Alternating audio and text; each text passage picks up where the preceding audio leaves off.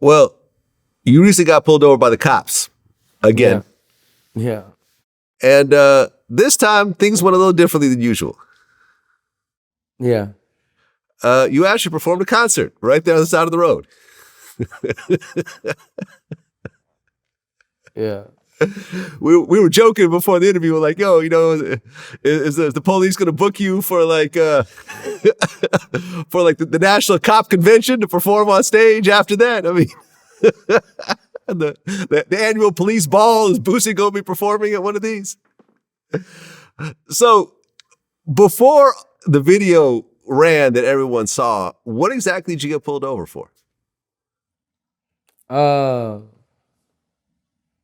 He said I was speeding. Okay. So they pull you over, and why did you get so upset this time around?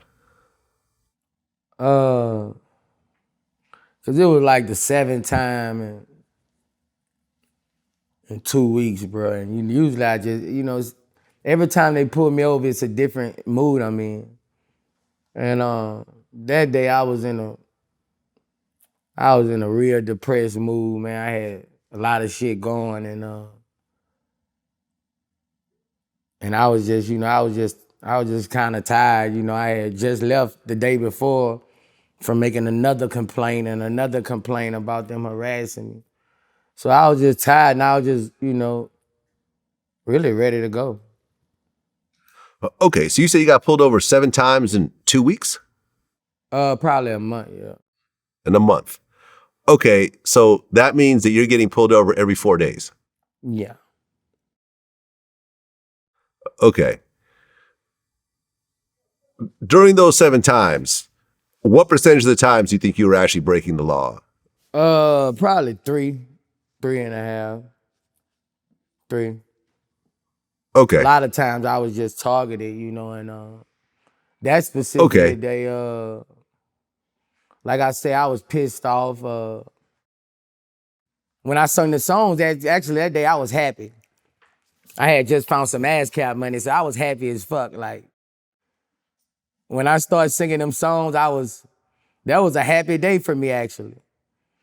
But the first day when I was cursing and shit, and that was a bad day for me. Okay. Cops didn't really seem to be bothered all that much. They kind of just sat there and took it.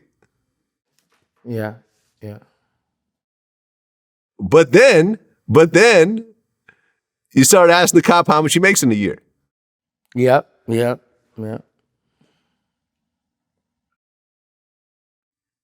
And you offered a double his salary to come work for you. Yeah. And get his dick sucked.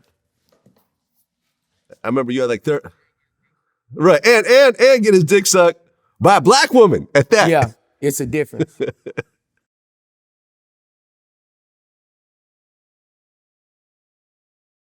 Is there a difference? Let me see. I've gotten head from pretty much every race through the course of my life. Is getting your dick sucked by a black woman different? I can't say that. I don't think I could say that. Well, in my history, I can say that. Black women suck dick better than white women. White women like to nibble on the tip and get you out of there quick and shit. They like to all that shit. Black women suck dick. It's just that Becky shit, all that shit just a flaw in my life. You know, I got my dick sucked by a lot of white women, but they don't suck dick like black women.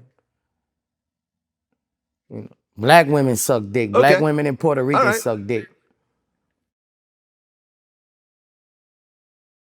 Yeah, I mean, listen, man, I've gotten head from black women, Spanish women, white women, Asian women, Middle Eastern women. I can't say. I can't say that. I just can't co-sign. You know what I mean? And I've had, you know, most of my relationships have been with black women, so it's not like haven't had a lot of experience in these types of things. But I don't know. I can't really say that. But hey, you know, if that's your experience, that's your experience. Yeah. I assume that the cop didn't take you up on your offer. He didn't hit you up afterwards. He was smiling at me when I pulled off though. So You know, probably if I would have caught him in Walmart, it would have been a different story. He might would have quit. Okay.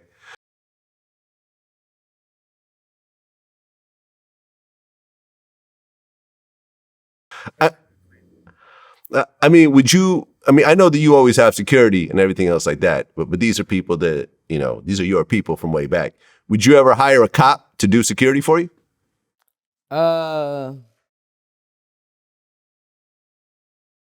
I don't know, man. I wouldn't say. You know, I mean, I don't think I'll put a cop in my mix like that. I was really trying to belittle him, but I don't know, bro. I couldn't see me putting a. I couldn't see me putting a cop in my organization. You know, I mean, I got a estate. I mean, I might put a cop at the front of the gate like Rick Ross do. Fuck, you know, but I ain't gonna put no cop as far as my circle because I'm one of the people who can't put cops in their circle because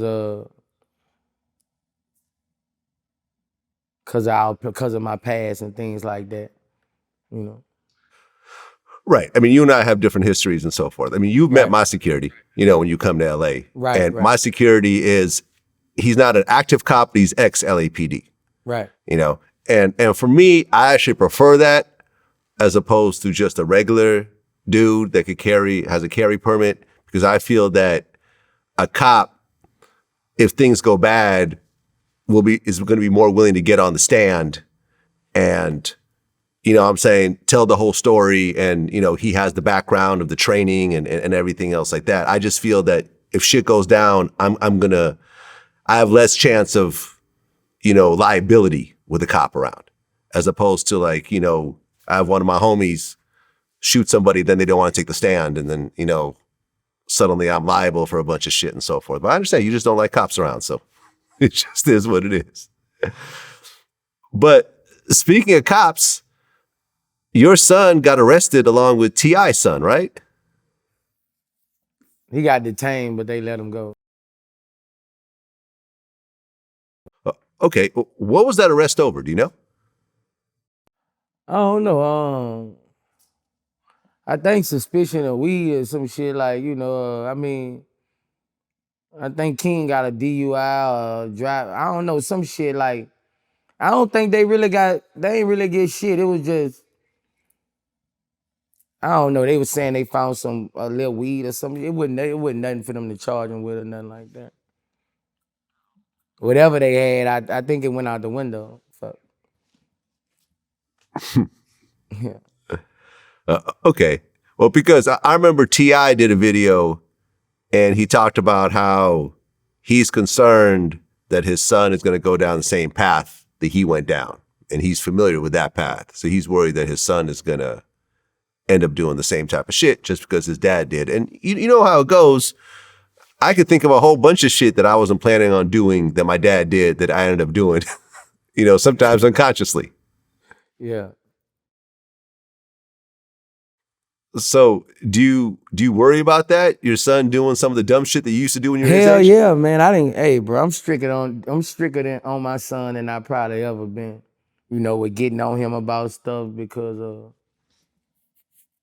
you know, I'm part to blame for my son. You know, I don't really know King upbringing, but I raised my son fucked up, bro. Like I gotta keep it real and be real. Like my son was raised, you know, my son was raised different. You know, like Yo Sean, you know, like that's, you know, like Tudor was, you know, I raised my kid wrong and now it's kind of coming back on me, but he haven't seen the troubles I've seen, you know. Now that he's getting older, I'm much more in his life as far as making him try to do the right things, you know, after leading him wrong. I'm trying to make him do the right things. And he listened to his dad. We finna shoot a reality show right now.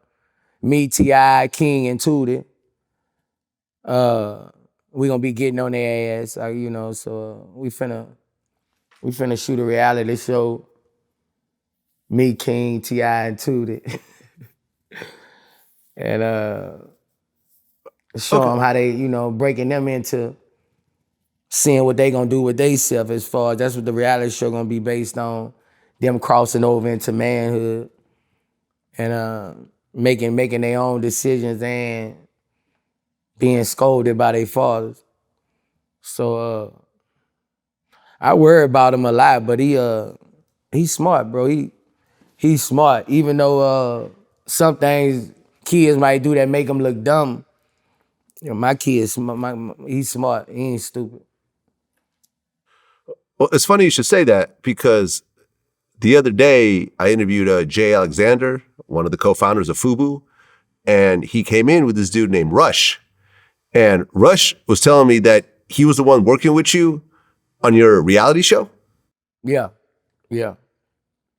Okay. And he told me that it was underway, it was getting filmed. And I think we all saw some clips from it and everything else like that. But then he said that you started like focus more on your movies. So he kind of just stopped production on that. So what happened with that reality show? Give me a light. We had shot it, got some good pilots to it, but when we was getting ready to pitch it, that's when that gay shit was out about me and all that shit was going on. So a lot of people. Hold on. Let's clarify that statement. It sounds crazy the way you said it. Huh? You know when they were talking about I hate gay people and shit. You know when they I know, but the way you said it. Dwayne Wade shit. All that shit. Right. No, the way you said it was like that gay shit was out about me. And I'm like, okay, hold on. Let's just for those who don't know you already. About, man, when I was trying to turn me against the gay world. Right. I'm just playing with you. Yeah, I remember that whole thing. So because of that whole thing, yeah, a lot of people that stopped you from shopping. Okay. No, a lot of people, they was bagging away, and I ain't like that. Personally, I didn't like that. I feel like I shunned away. So after that, I was like, fuck it, fuck y'all, fuck everybody. I don't need this shit. This little money shit. Watch what I'm finna make out this movie. So basically that was it. Like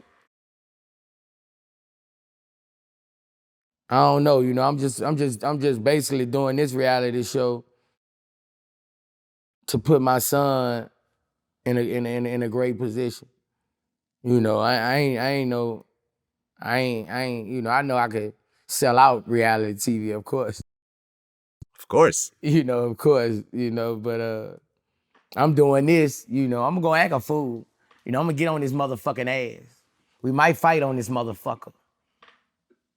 You heard me? So I don't know, but I'm really doing this to put my son in a great position, and cause I'm tired, bro. So I'm doing him to put this in a great position. I don't know if I ever fuck with reality TV on my own. I'm thinking about shooting some shit, just the days in the life of Boosie. I'm thinking about all kind of shit, bro. People want me to do my own podcast and shit, but I don't want to ask game. I like to give game. If I ask you a question, you don't like it, I'ma argue with every young nigga come on that motherfucker. I don't want to be the crazy host.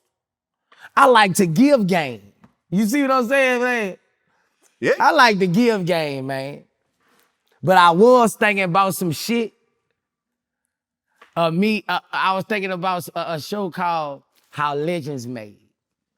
And I want to bring all the legends and they tell me how they legend was made.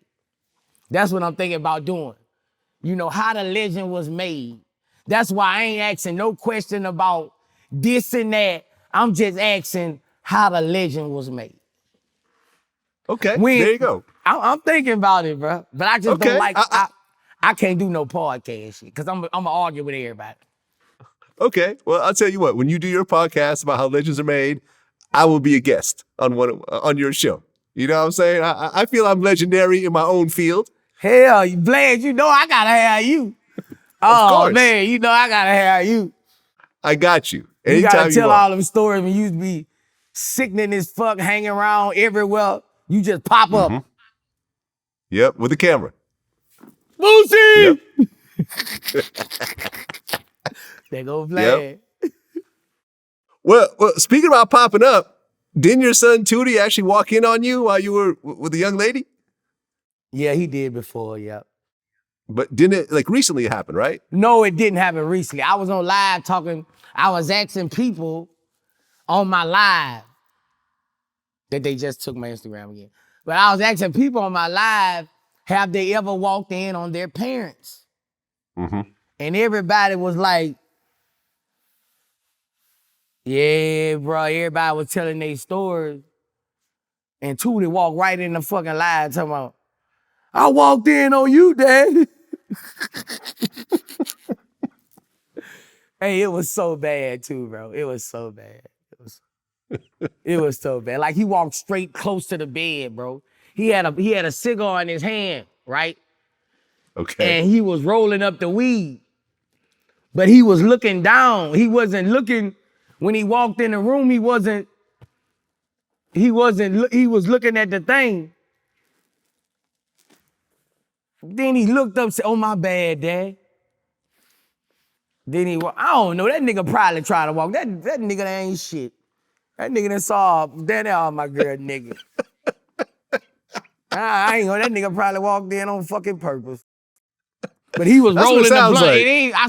I say, Tootie. He looked up, he say, my bad, Dad. And he walked out. But the way he looked up, he ain't try to walk in there. He was caught off guard. Okay, but he didn't hear the noises? I mean, you're looking down, but your ears are open. No, he walked straight in, bro. It was like so. He walked in, bro. And hey, Red been was she give me head to it? Yeah, I wasn't hitting her. Okay. She was giving me head. Okay. Well, I guess you weren't using your little hidden freak room in the house then, right? Nah, we was on top of the coat. Okay. Because I think like Rush was telling me, because we were talking about your reality show, he's saying, because I haven't been in your house yet because I haven't been in Atlanta in forever, but he was telling me about the secret room you got in your house, and you got he said that you got the old school VHS porno tapes in there. Yeah, I got the old school tapes. The VHS? Yes. Where do you even get a VHS player in 2022? You gotta know where to get them from. I got the real shot magazines. Like I got real shot magazines. Okay. You know what shot magazines is, right? I have no idea. You know, like naked magazines with girls in there, you know. Shot magazine. Well, Playboy and Hustler and yeah, shot magazine. That's what you call them in jail. Right. Okay, shot magazine. Blacktail. Yeah, I got all them. All I got like 9 of them. I got a dick riding chair. I got a pole, a stripper pole that go in the ceiling. I got the pictures on the wall. I got a CD player. Right. Yeah, a CD player. So, you know, it reminds me of the days when I was real freaky, you know, like when you're 14 and 15 and yeah. No, I feel you, man. Listen, when I was young, before the internet, you used to go, the video store, and you had the little area with the curtain. You know, the part of the video store behind that curtain. The curtain. Blockbuster had that curtain. The Blockbuster didn't sell pornos. You had to go to the local video store, right? The local video store had the curtain. It smelled a little different in that room, you know what I'm saying? And then, depending on the store, you had to either, bring the box up, to the front counter and give it to them so they give you the actual tape, or some places try to, give you a little number, by the pornos, and you go in. I kind of miss those days, man. Internet porn kind of messed all that up. But hey, man, listen, you built your house the way you wanted it. and you got exactly what you want, and you deserve that shit. Well, to switch gears a little bit, Quando Rondo. He was in LA recently. His car got shot up, and his friend that was sitting in the seat next to him got killed. Police say that he was actually the intended target in this particular situation. And shortly afterwards, he announced that he's throwing down his flag. He's no longer a Rolling 60s Crip. And a lot of people feel different types of ways about that. When you heard that, what'd you think? I don't really know, cause I don't know the gang culture. You know, I don't know what nothing stands for in the gang. You know, like I don't know the gang culture. I don't know the rules.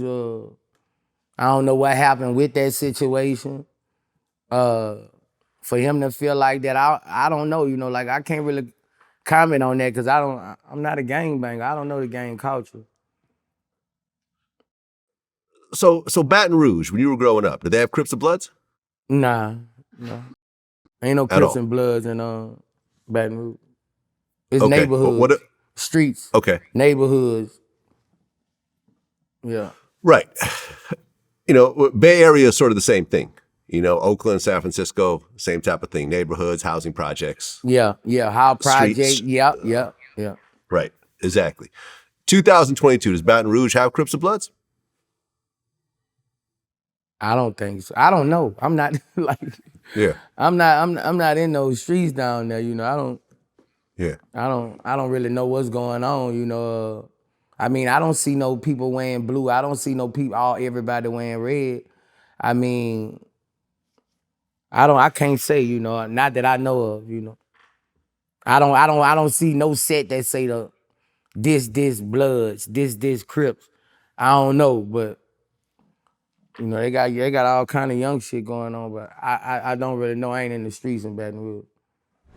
Okay, so regardless if it's Crips and Bloods, GDs, BDs, Vice Lords, Latin Kings, Mexican Mafia, whatever you want to call it, you know, there's always been crews of dudes that come together, form a crew, get money, do crimes, whatever else. Sometimes they're known by various letters, abbreviations, whatever you want to call it. At some point, people reach a certain level in their lives where they say, I just don't want to be down with this anymore. I'm down, like, I'm getting tired of being a target because of my affiliation. And I don't want to continue to have to beef with people that I don't even know over a beef that I may not even be familiar with, like how it started. And I just want to step away from that shit. And I just want to go on and live my life and not have to follow this type of thing. When people choose that type of thing, how do you feel about that? If it was in my situation, if it was one of my boys who did it, you know, who said, I ain't want nothing to do with this life no more. I done had that. This didn't happen to me before.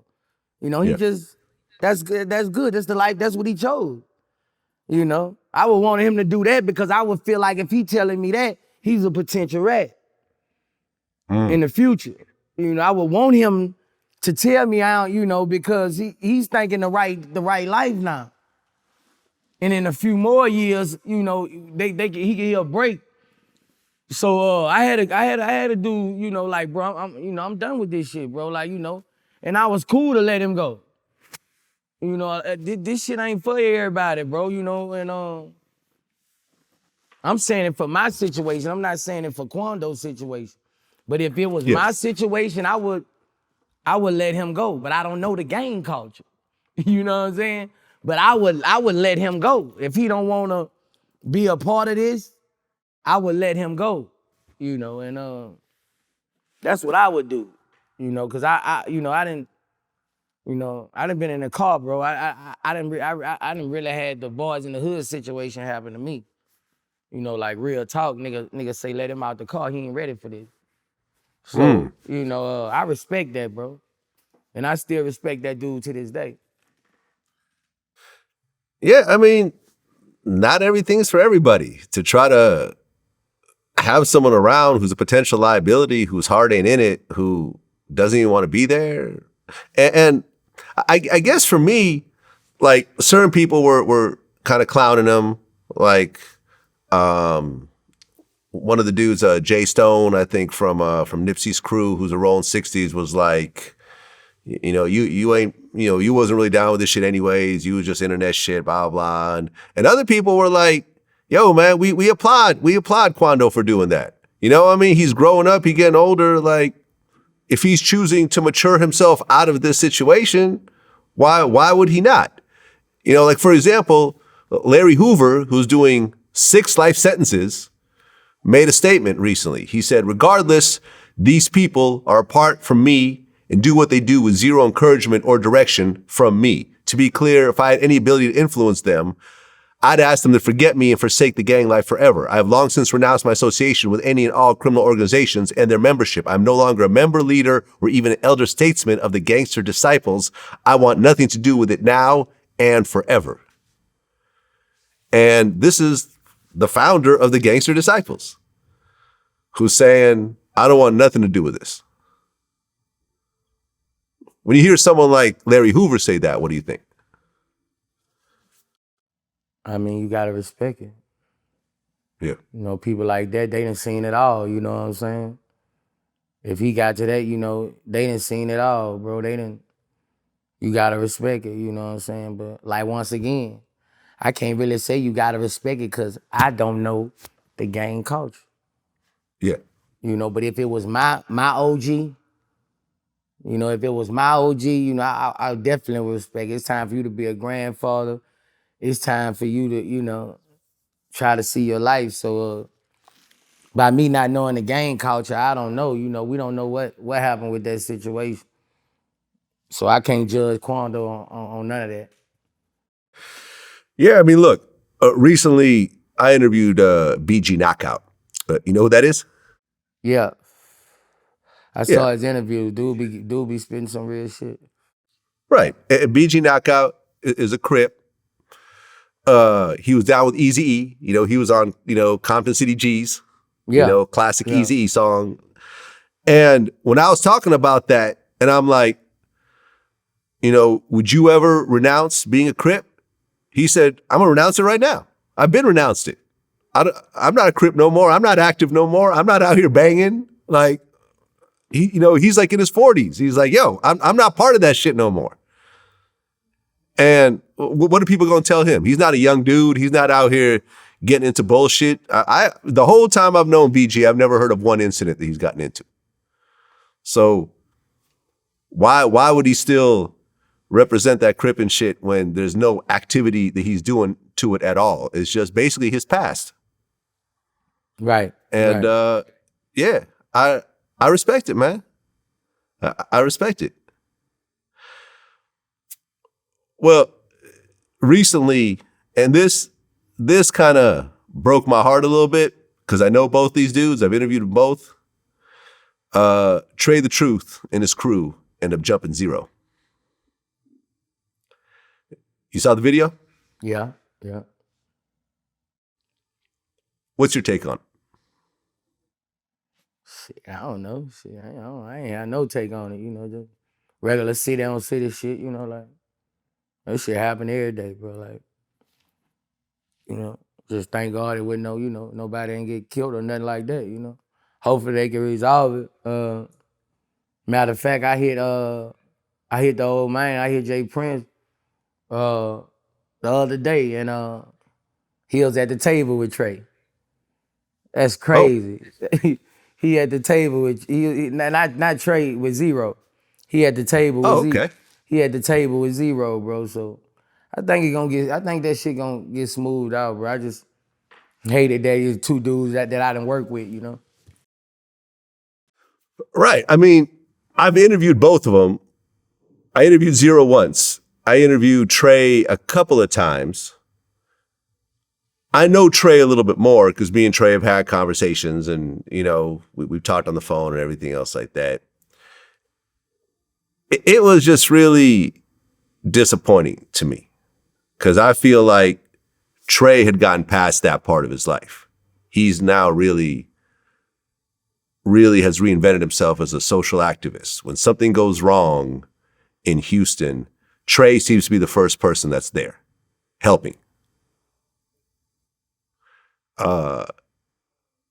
He's the one that, I think he visited the White House at one point. He brought like Beyonce down to help out with like, I think a hurricane or, hurricane relief or something like that. And yeah, man, I don't know. It was sad, but when you mentioned Jay Prince, I'm like, oh, how did I forget that this is the dude that usually helps to squash everything? Matter of fact, Jay Prince was the one that got T.I. Lil Flip at the table together. Yeah. So if Jay Prince is involved, that actually makes me feel a lot better about the whole situation. Because I feel that when Jay gets involved, people actually listen and give the conversation a chance. Yeah. So that's good to hear. Speaking of back and forth, though, you and Terrence Gangster Williams went back and forth after our interview. Yeah.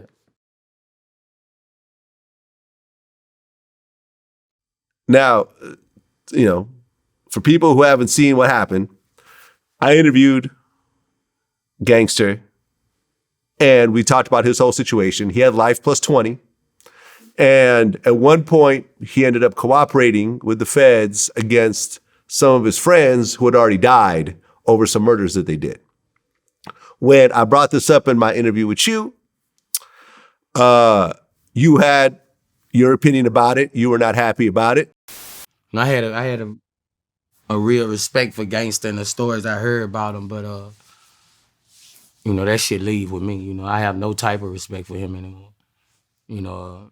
What I had for him, that was because of all the stories and all that. But once you go that route, I dismiss you from my legend book and X you out. Well, let's just say the story is true. So like I said, I haven't seen the actual paperwork. And you haven't seen the paperwork. He could be telling you that just to be telling you that on fucking camera.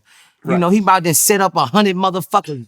That's how that shit go, man. You stay solid, nigga. Some of us gonna make it, some of us ain't. That's just how it gonna be. You know what I'm saying? You can take that gangster shit off your name, man. Real shit, man. That shit hurt me when I heard about that shit. Cause how all them niggas in that city stand up for Gangsta and Angola, man. Them niggas talk highly of this man. They stand on this nigga name. And that shit hurting me to hear that nigga was out of jail and that nigga done got down. Cause them niggas in that city, they stand up behind that nigga. When I say Lee Luke, when I rep Baton Rouge and all my niggas who gonna come up putting down and stand silent and put in work in the streets, they say Gangster. That's one of the good names they say. And that nigga fucked that up with real niggas in the penitentiary. And I say that then I stand on my word about that. That's why I got pissed off because them niggas in that city, they bowed down to that nigga. They speak highly of him and baby them. And that nigga fucked that up for them niggas. Now when the niggas say all niggas' names in BR, they ain't gonna be able to mention him. They gonna mention him with shit in his mouth. Cause the niggas hate rats up there cause every rat got them up there. And nigga ain't have to do that, nigga. You laid back forever, nigga. You straight. You just gotta lay down, nigga. And pray. He trying to be like Keefer D. He trying to get some people to side and some people to side. Nigga, show us paperwork, nigga. Yeah, tell a district attorney write that down and say you did that. Tell a nigga, the motherfucker over the federal to come and why he ain't vouching for you. Call him the VladTV on side you with the paperwork. You said what you said, and he responded. The one thing I didn't like about his response is he said that you were acting like a puppet for me, which if anyone knows our relationship, it's not like that at all. That there is nothing I can get you to say or do that you do not want to say or do on your own. Never, ever, ever. I don't care how I phrase the question. I don't care how many ways I rephrase it or how to do it. If you look at my 15-year history with Boosie has been consistent through every step of how he feels. So, Gangster, me and you are cool, but that whole puppet shit, that's not true. But he responded to you, and his first response was that he had heard that when you were locked up, you were in PC. Yeah. Yep. And how do you respond to that? You heard I responded to it like, I mean, you know, I'm a violator, bro. You know, like, everybody in penitentiary will tell you that I'm a population nigga. I mean, you can't be in PC and have jobs. You know, it's just no way. Everybody know I'm a violator, bro. You know, I probably had 80 write-ups in 5 years, bro. Like you know, I ain't one of them niggas who, you know, I gotta be in the dorm to do what I do. You know, and that was just a cheap shot. You know, I made him mad. You know, I feel like I made him mad about what I said. You know, I got a lot of real gangsters calling me like, Boosie, don't get this nigga his no fame or to keep talking about this. So I want Vlad, I don't want to talk about gangster no more after this. You know, I said what I said and meant what I said. You know. But I don't want to go back and forth with no gangster. Cause me being on PC, that's a cheap shot, man. I'm like that, you know. I'm different, bro. And it's probably he coming out here. I guess he probably thinking, you know, like I don't know, but I feel like I touched him, bro. And but I don't wake up thinking about no gangster. It ain't no smoke, you know. I don't want to do this nigga nothing, you know. I said what I said, you know. You know, I got a respect for Baby, you know, and on the strength I got for respect I got for Baby, man. Hide them. I'm gonna keep dude out my mouth. Well, speaking of PC, now, weren't you on death row when you were facing your trial? Yeah, I was on death row. Okay, but being on death row, how do you get in general population? Because isn't that like a totally separate kind of thing? Now on death row, you're in the cell. When I first got to penitentiary, I went to DCI. I went to Winfield. I was in population in Winfield, 100-man dorm. I went to DCI. I was in population in DCI, 100-man dorm. When I got indicted, when I went to death row, I was kept on a 20-man tier on death row. The day I beat my murder trial, I was let back in population for 2 more years. Population. Uh-huh. Them niggas in PC. If you a PC nigga, I'm a rapper. I could get in PC easy as a motherfucker. You know, if you saw my movie, you would see the warden coming asking me after I beat my murder trial, Hatch, where you going? And if you see what I tell him, warden, can you know I'm a population nigga, send me the pop, man. You know, and after you say go to pop, and then after you to go to pop, you have to sign that you going to population. You know, because they don't want nothing to happen to you in population. So I'm a real gangster, man. I sign off everything. If I get jugged in this bit, whatever, nigga, it is what it is. I'm living in them. I'm living around everybody. You not gonna drive me crazy in no motherfucking cell. I gotta laugh. I'm a violator, man. Yeah, I got 3-4 charges of getting it in. Not telling of getting it in prison. I'm a violator. Okay. You talking about fights in prison? No, I'm talking about contraband. Oh, okay. Got it. Right, because I just assumed, as someone who's never really been to prison, is that you being as high profile as you are, and like you said, there's a real concern that you might get stabbed in general population, and then you getting stabbed would make like national headlines, make the whole prison system look bad, possibly make the warden lose his job. Why do you think most of the rappers be in PC, bro? They lawyer, ask Jason Williams, ask any of my lawyers. what Boosie is. Ask any of them. They call me a knucklehead. Yeah. No, this is real shit. Like, you know, like most rappers gonna be in protective custody because their families want them there. Their lawyer wants them there. You know, they want them there because they don't have much time and they trying to get protected. You know why I won't go there? Because of my respect. That's why I will never go to them. Fuck if I might not be safe. But my respect ain't gonna leave for going nowhere else. I bet you that. So I'm a population nigga. I can't wheel and deal in that cell like I can wheel and deal around 100 motherfuckers who love Boosie. With prison guards. Bad bitches everywhere. Yeah. I 21 head up, man. I mean, did you have any fights in prison? Did anyone ever try to fights? Yeah. Okay. And what happened in those fights? I had to, man, one dude I had punched on, dude had tried to steal my cigarettes when I first come in.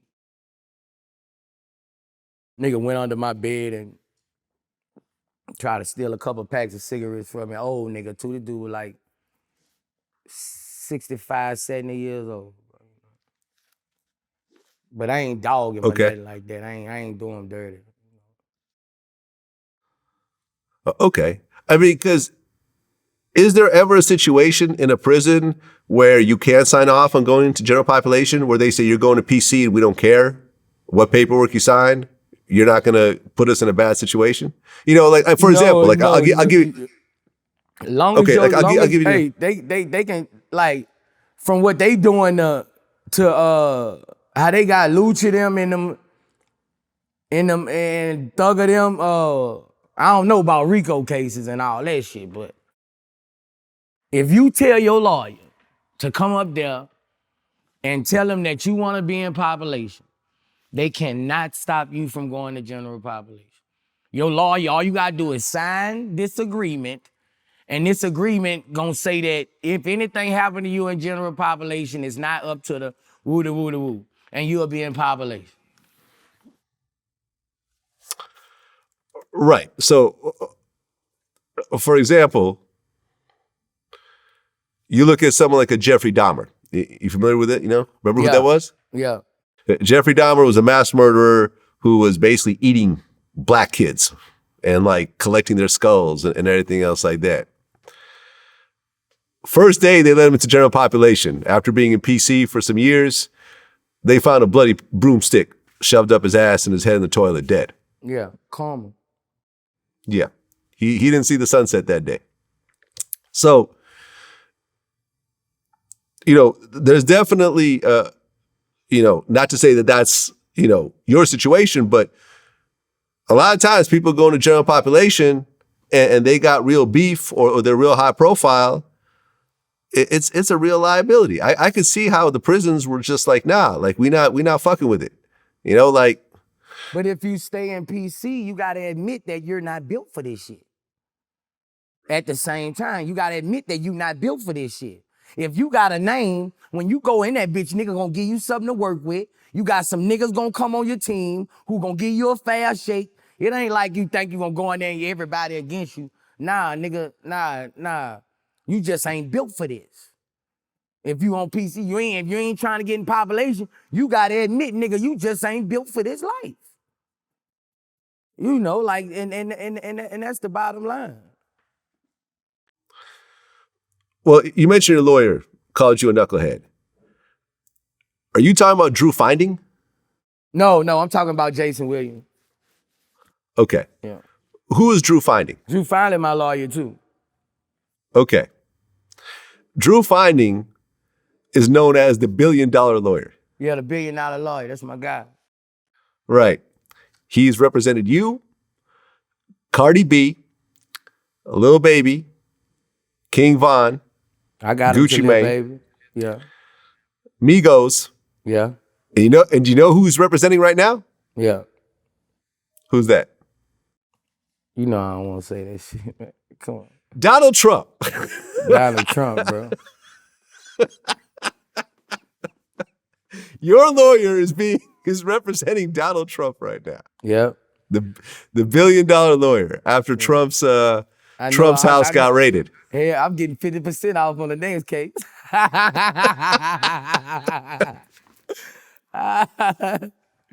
Yeah. By the way, have you ever had your house raided by the police? Yeah. Okay, how many times? 2. Okay. Did they fuck up your house really badly? Yeah, they fuck it up. Yeah. Didn't you tell me that they stole some jewelry or some money or something at one point too? Yeah, they told some jewelry from me in Louisiana. Okay. Yeah. When you heard that Donald Trump got his house raided in Mar-a-Lago, what'd you think? I was thinking they ain't gonna find shit. That's what I was thinking. You know, you gotta convince me you can get Trump. Like, I don't really see presidents doing time. Like, it seems like that president shit gonna always cover it up. They gotta show me like Trump a motherfucker. Like Trump is a motherfucker. And you gotta put him in the jail. You know, if he ain't wanna leave the White House, you think he going to jail quietly? If he ain't wanna leave the fucking White House, you think Donald Trump going to jail quietly? You better bring the Navy fucking SEAL. That's what you better bring. That man is not going to jail quietly. Sit in the jail. He didn't want to leave the White House. Yep. Sit in the jail. Shit, they better know what they up against. So you don't think he's gonna go to jail? Nah. No. Nah. I don't know. I'm kind of 50-50 with it. He might, if they put a warrant out him, I think he'll get an army. I think he'll try to start an army. I mean, he could try, but they're gonna be outgunned. Like I think he'll take bullets before he take jail, boy. Oh, you think he'll get shot up before he'll go to jail? I think he'll go out. I think he'll go out shooting. I think he'll go out in a room like Scarface. Like Scar, that's exactly what I was thinking. Like Scarface. Like Scarface. Yo, Donald Trump gonna be in his room with a big pile of cocaine, sniffing up, loading his gun up, like, oh, you ain't taking me, motherfucker. Get all coked up, you know what I'm saying? Because you know something, here's the rumor that's happening right now, right? Because you know, they raided his house and they got all those documents that he took from the White House after his lawyer had signed off on it, right? His lawyer said that he had no documents. They went in and found all the documents that he was lying about, right? But there were some folders.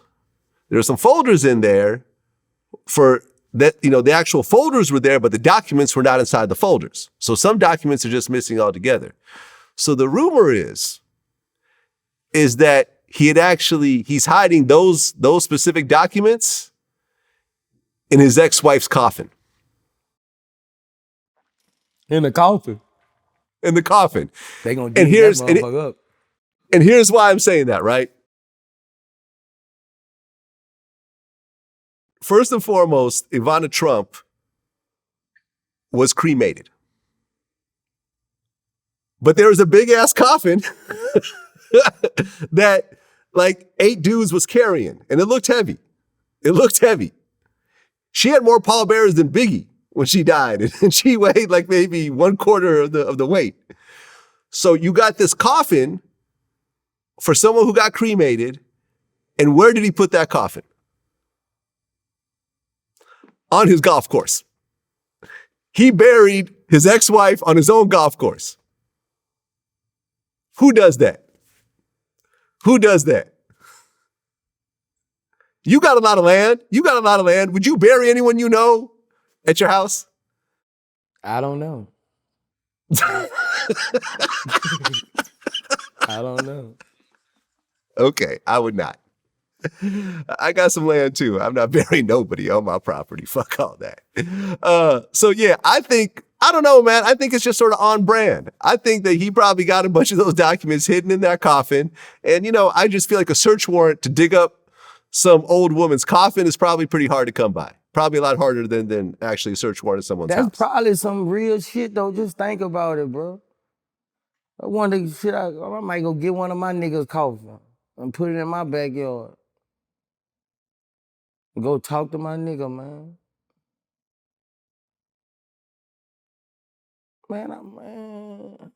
Man, that's G shit. Oh, Man, I might am I put the a one that's going to be? graveyard back there, man. All right. Am I going to be the one responsible for this happening? Is this going to be on me? Am I at fault when this actually happens in real life? Okay. Shit, man. I'm going to ask my nigga mama, man. I want my nigga in my backyard, man. I wonder can I do that shit. Can you do that?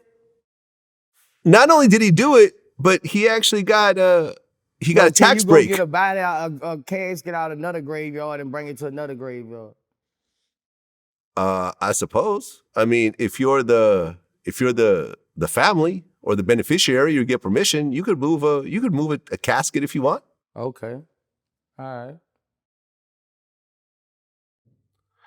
right. Because something. Just recently, Lil Gotit, who's the brother of Lil Keed, said that someone actually tried to dig up Lil Keed's grave. He made an Instagram post about that shit. That shit crazy. Yeah, he said, whoever going to Lil Keed grave trying to unscrew him out the wall and stuff, when I catch you, it ain't going to be nothing nice. So I hope you see this message. So I guess his coffin was in a wall and they actually tried to pull it out or something. Oh, okay. Some old crazy shit. Well, the YSL RICO case is still underway. Young Thug has been denied bond for the third and final time, which means that he's going to stay in jail until his trial, which right now is set for January 9th. But I just talked to George Sheedy. George Sheedy's the Atlanta journalist who's been following this case very closely. And he thinks that case probably won't go to trial until like the middle of next year. And this pretty much goes for everyone in that case. Gunna is still locked up and the 26 other people are still locked up too. How do you feel about it? He don't go to trial. They set it back. They just playing a waiting game. You set it back, Sal made more months, that make more niggas break. They just playing a waiting game. They do it all the time. They do it in state court too. It's called a waiting game. I mean, yeah. I mean, my man Taxstone, he's been locked up for like 5 years now. I remember I pulled up this video he gave me when he was meeting up with Jay-Z. Jay-Z had a bald head in that video. And now Jay-Z's dreads are going down to his shoulders. That's how long my man has been locked up, for that murder trial with the Troy Ave shit, and they still haven't started trial on that shit. No bail, no bond, nothing. So that's the game. Just keep someone in jail forever, and then sooner or later they just hope they crack and start to cooperate. Yeah, that's the game when you got a group of individuals. Right. I mean, you said one of the coldest things ever. They steady not getting support. When you get a lot of people in jail, the bonds do this. They doing this because you got a lot of other people in your head, and the prosecutors know that. So, they don't want break. They don't want get down. Let's give them 8 more months to make this decision. It's just up to them to stay strong as a crew. Yeah, because Tekashi cooperated, right? But when that happened, nobody was really surprised. I mean, were you shocked when Tekashi cooperated against everybody? Nah. Yeah, I wasn't shocked. He was ready to cooperate day one, right? But he came out and he had somewhat of a rap career. You know, he's still doing shows now, mostly overseas and anything else like that. If Young Thug cooperates, I don't think he's going to have a rap career once he gets out. I personally don't see Young Thug cooperating. But I also don't know him. What do you think? Nah, I don't see Thugger cooperating. You know, Thugger one of the few niggas in the game, I ain't gonna lie, who give me my flowers on interviews, you know. Somebody sent it to me the other day, Thugger say, Boosie a real gangster, man. Yeah, you know, like, and people, and people who, in fact, love shit like that, you know, that's what you gotta live by. You know, that's what, you know, they gotta understand, some people was raised and told, don't be rats when they was teenagers and grown folk. Other people was raised not to be tattletellers and rats at 3 and 4 years old. You know, you got teased, you got made fun of, and those people, I feel like a lot of those people are different, but you know, I don't see Thugger cooperating with no motherfucking people. You know, like me meeting Thugger, and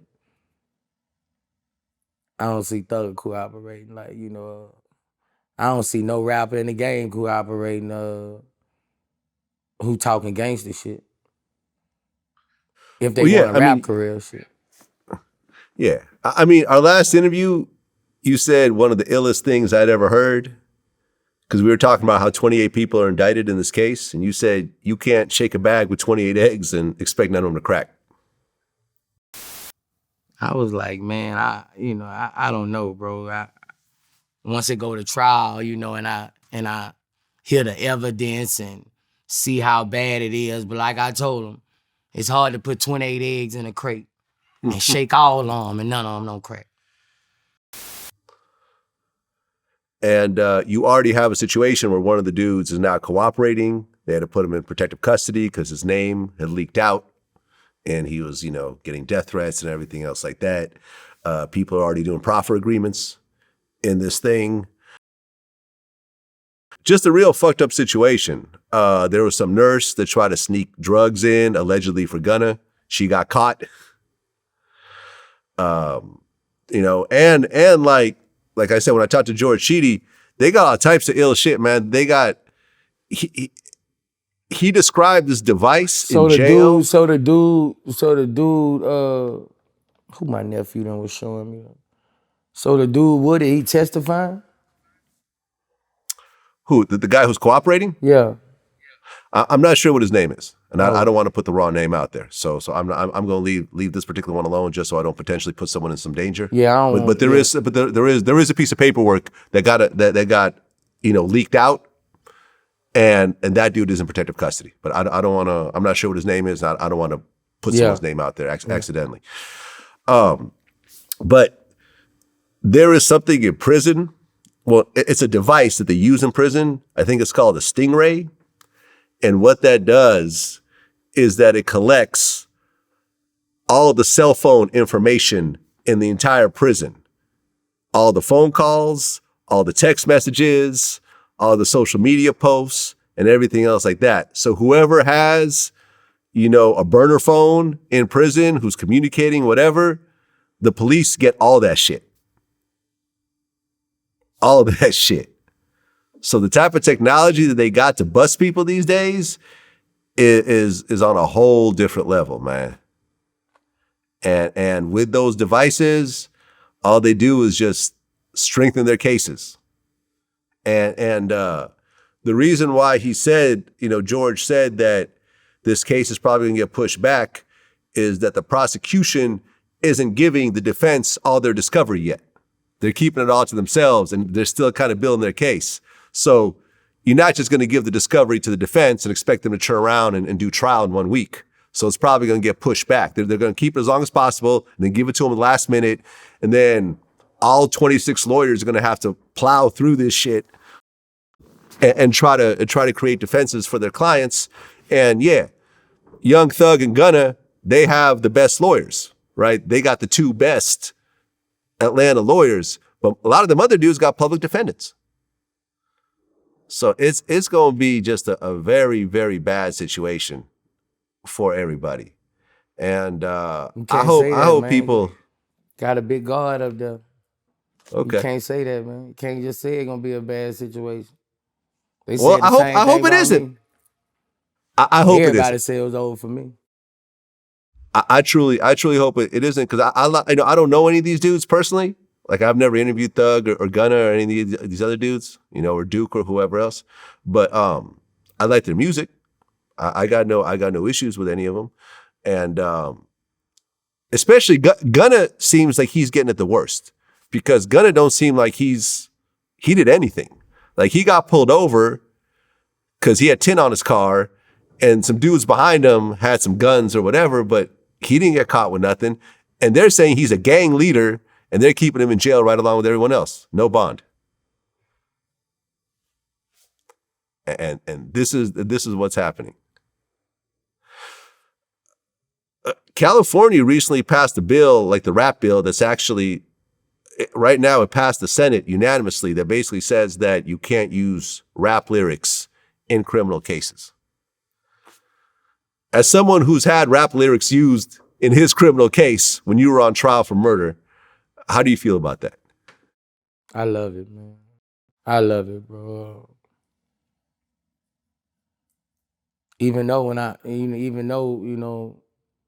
my career was based on speaking the real, even when I first started rapping, I always felt I could rap about whatever and I wouldn't go to jail for it. I came out in 99, 98. So I always felt, I could say whatever I wanted in the rap music and not go to jail for it. It was part of so many people, it was part of so many people repertoire, like, even I'm talking about all the great musicians. Like, what if they would try to indict Biggie from what he was talking about?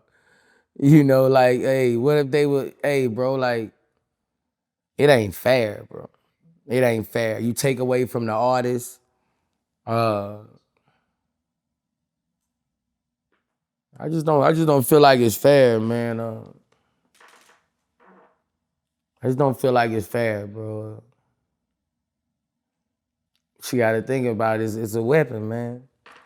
It's a weapon. It's a weapon that they use to take us down, bro. And we gotta look at ourselves and do a little better too, Yeah, but if you really think about it, I feel like the criminal system is already inherently unfair with the type of things that they do. For example, an officer, you get arrested, you and your man get arrested together, you guys are in separate rooms. A cop could go into the room with you and said, your man just testified against you. He said that you did X, Y, and Z. He's taking the stand. He's snitching on you. He's implicating you in some other shit, whatever else. And he could be 100% lying about every word.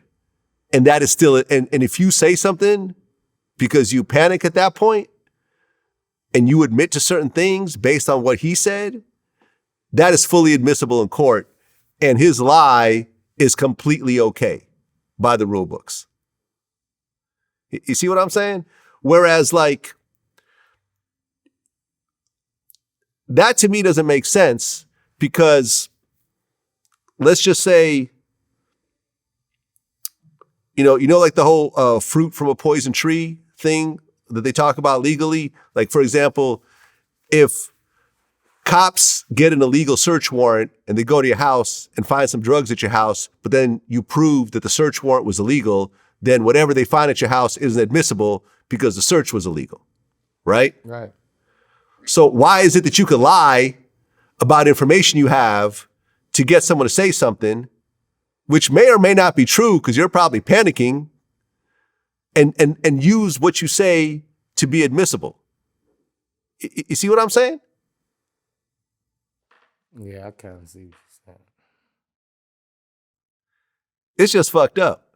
And me personally, like, for example, you know how when you're in jail or in prison, you could go in a special room and meet with your lawyer, and there's no cop in the room and it's a closed door and everything else like that, and you're supposed to have total privacy.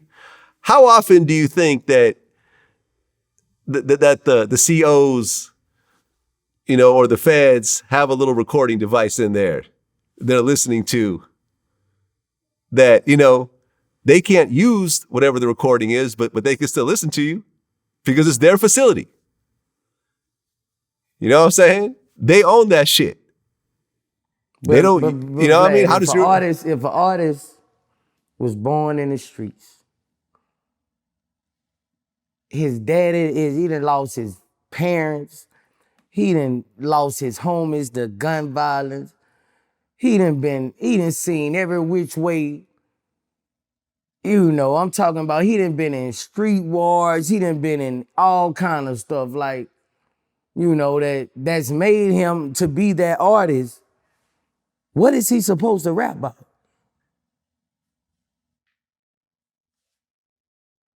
You just trying to X every rapper who rapping about coming up how we came up off the damn map. That's what you're trying to do. All the rappers who rap about what we done saw, what God put us there. God put us in those positions to see those things. So everything we finna rap about, you won't take that away from us. You know, this what God made us see. You know, we was kids. You know, what we grew up in, we ain't have no choice. What else are artists that come up in that supposed to rap about?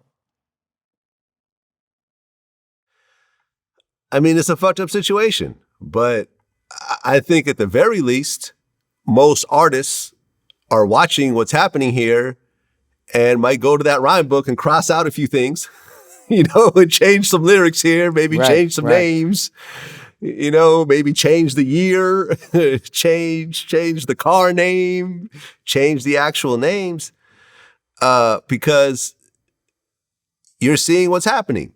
Young Thug's lyrics are all over the indictment. My uncle called me Gunna's one day. lyrics, My uncle say I need to tell me and my rap boys that before every song, this nigga crazy.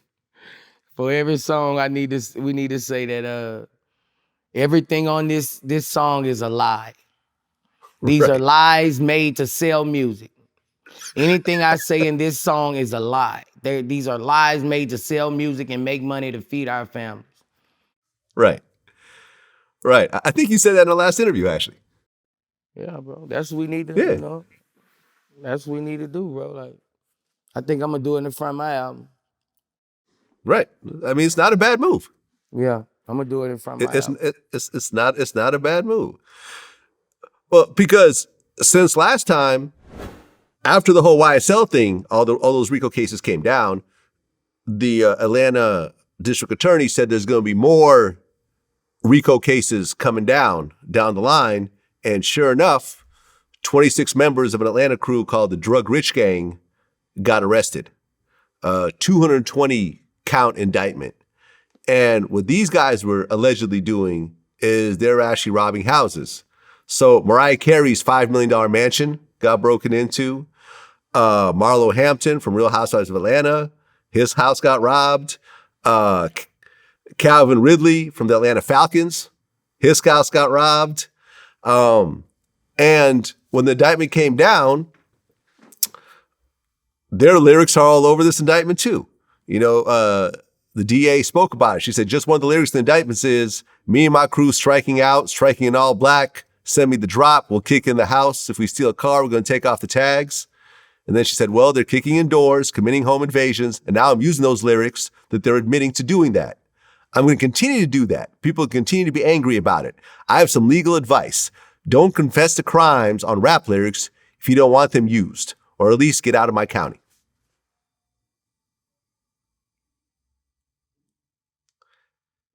Have you heard about these home invasions? Because actually, what I didn't mention is that, along with Mariah Carey and the other people I mentioned, Gunna, they found information that Gunna's house was actually targeted for a home invasion robbery. Did you hear about this thing happening in Atlanta? Yeah, my house was targeted too. Wait, what? How did you find out about that? I got a call from somebody that my people knew in law enforcement. And what exactly did they tell you? I got on the phone with one of the top sheriffs of the county, and they told me they had snatched dude up, and they had got the information that my house was being targeted for a home invasion. Well, let me tell you, man, I have been through a home invasion myself, not at my house, but at a girl's house that I was at. And that was one of I would say that's the craziest day of my life right there. That particular day was probably the craziest day of my entire 49 years on this planet. It's not anything that I would wish on my worst enemy. It is absolutely fucking terrifying and crazy. And, I ended up almost killing the dude. I thought I killed the dude that did it. Honestly, I walked out of the room thinking he was dead. That's how bad that day got. And when you heard that, what did you think? And number one, have you ever been through a home invasion yourself? Nah. Okay. When you heard that your house potentially was a target of a home invasion, what'd you think?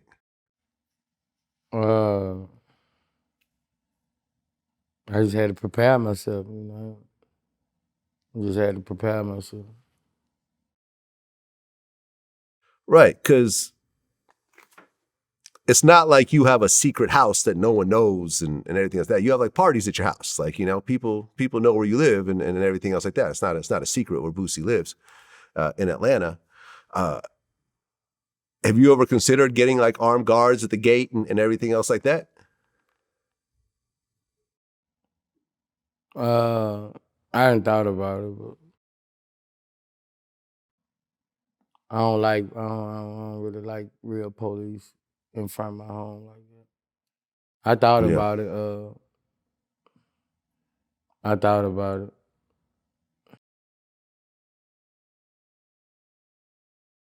Well, I really, really hope to God it never doesn't happen, man. It doesn't happen. I got a feeling that if they run up in your house, there's going to be a lot of shooting from both sides if that actually occurs. Yeah, I got my security. I got my security. I got my security here. I got sensors on the gate. The gate far from the house. You ain't gonna even make it to me.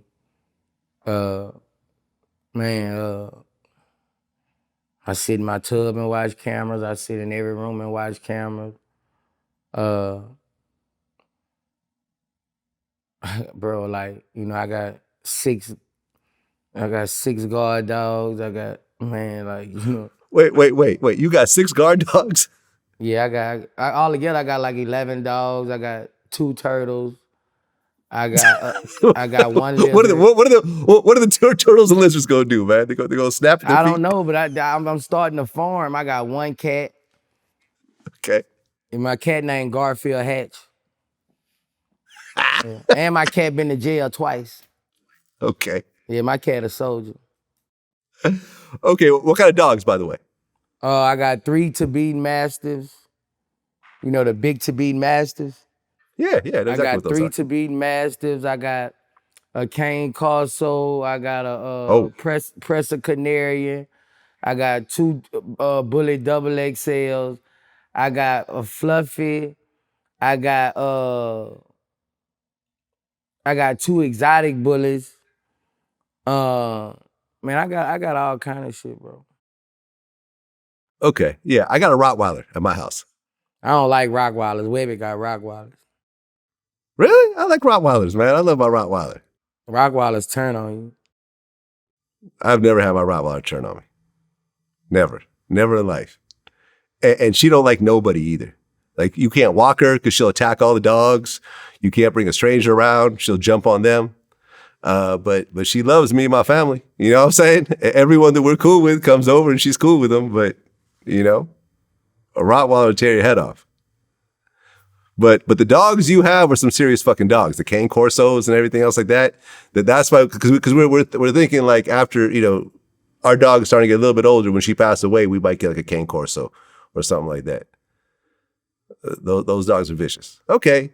Dogs actually help a lot because the dogs will start barking and everything else like that. Yeah. Right, because remember, not too long ago, somebody tried to break into DaBaby's house. Yep. They shot his ass. Right. Shot his ass, yeah. Yep. They called 911 and said the threat has been neutralized. Man, that nigga a fool, man. Man, that little nigga be making me, that nigga a fool, bro. That's a fool up. Is it me? Or do I feel like people fuck with DaBaby more than pretty much any other rapper? I feel like people just fuck with them. A lot of times it seems like for no reason. I don't know. I mean, you come on some property, you lucky you ain't dead, you know. They was supposed to run out there and stand over him. Cause he could have got up and still been a threat.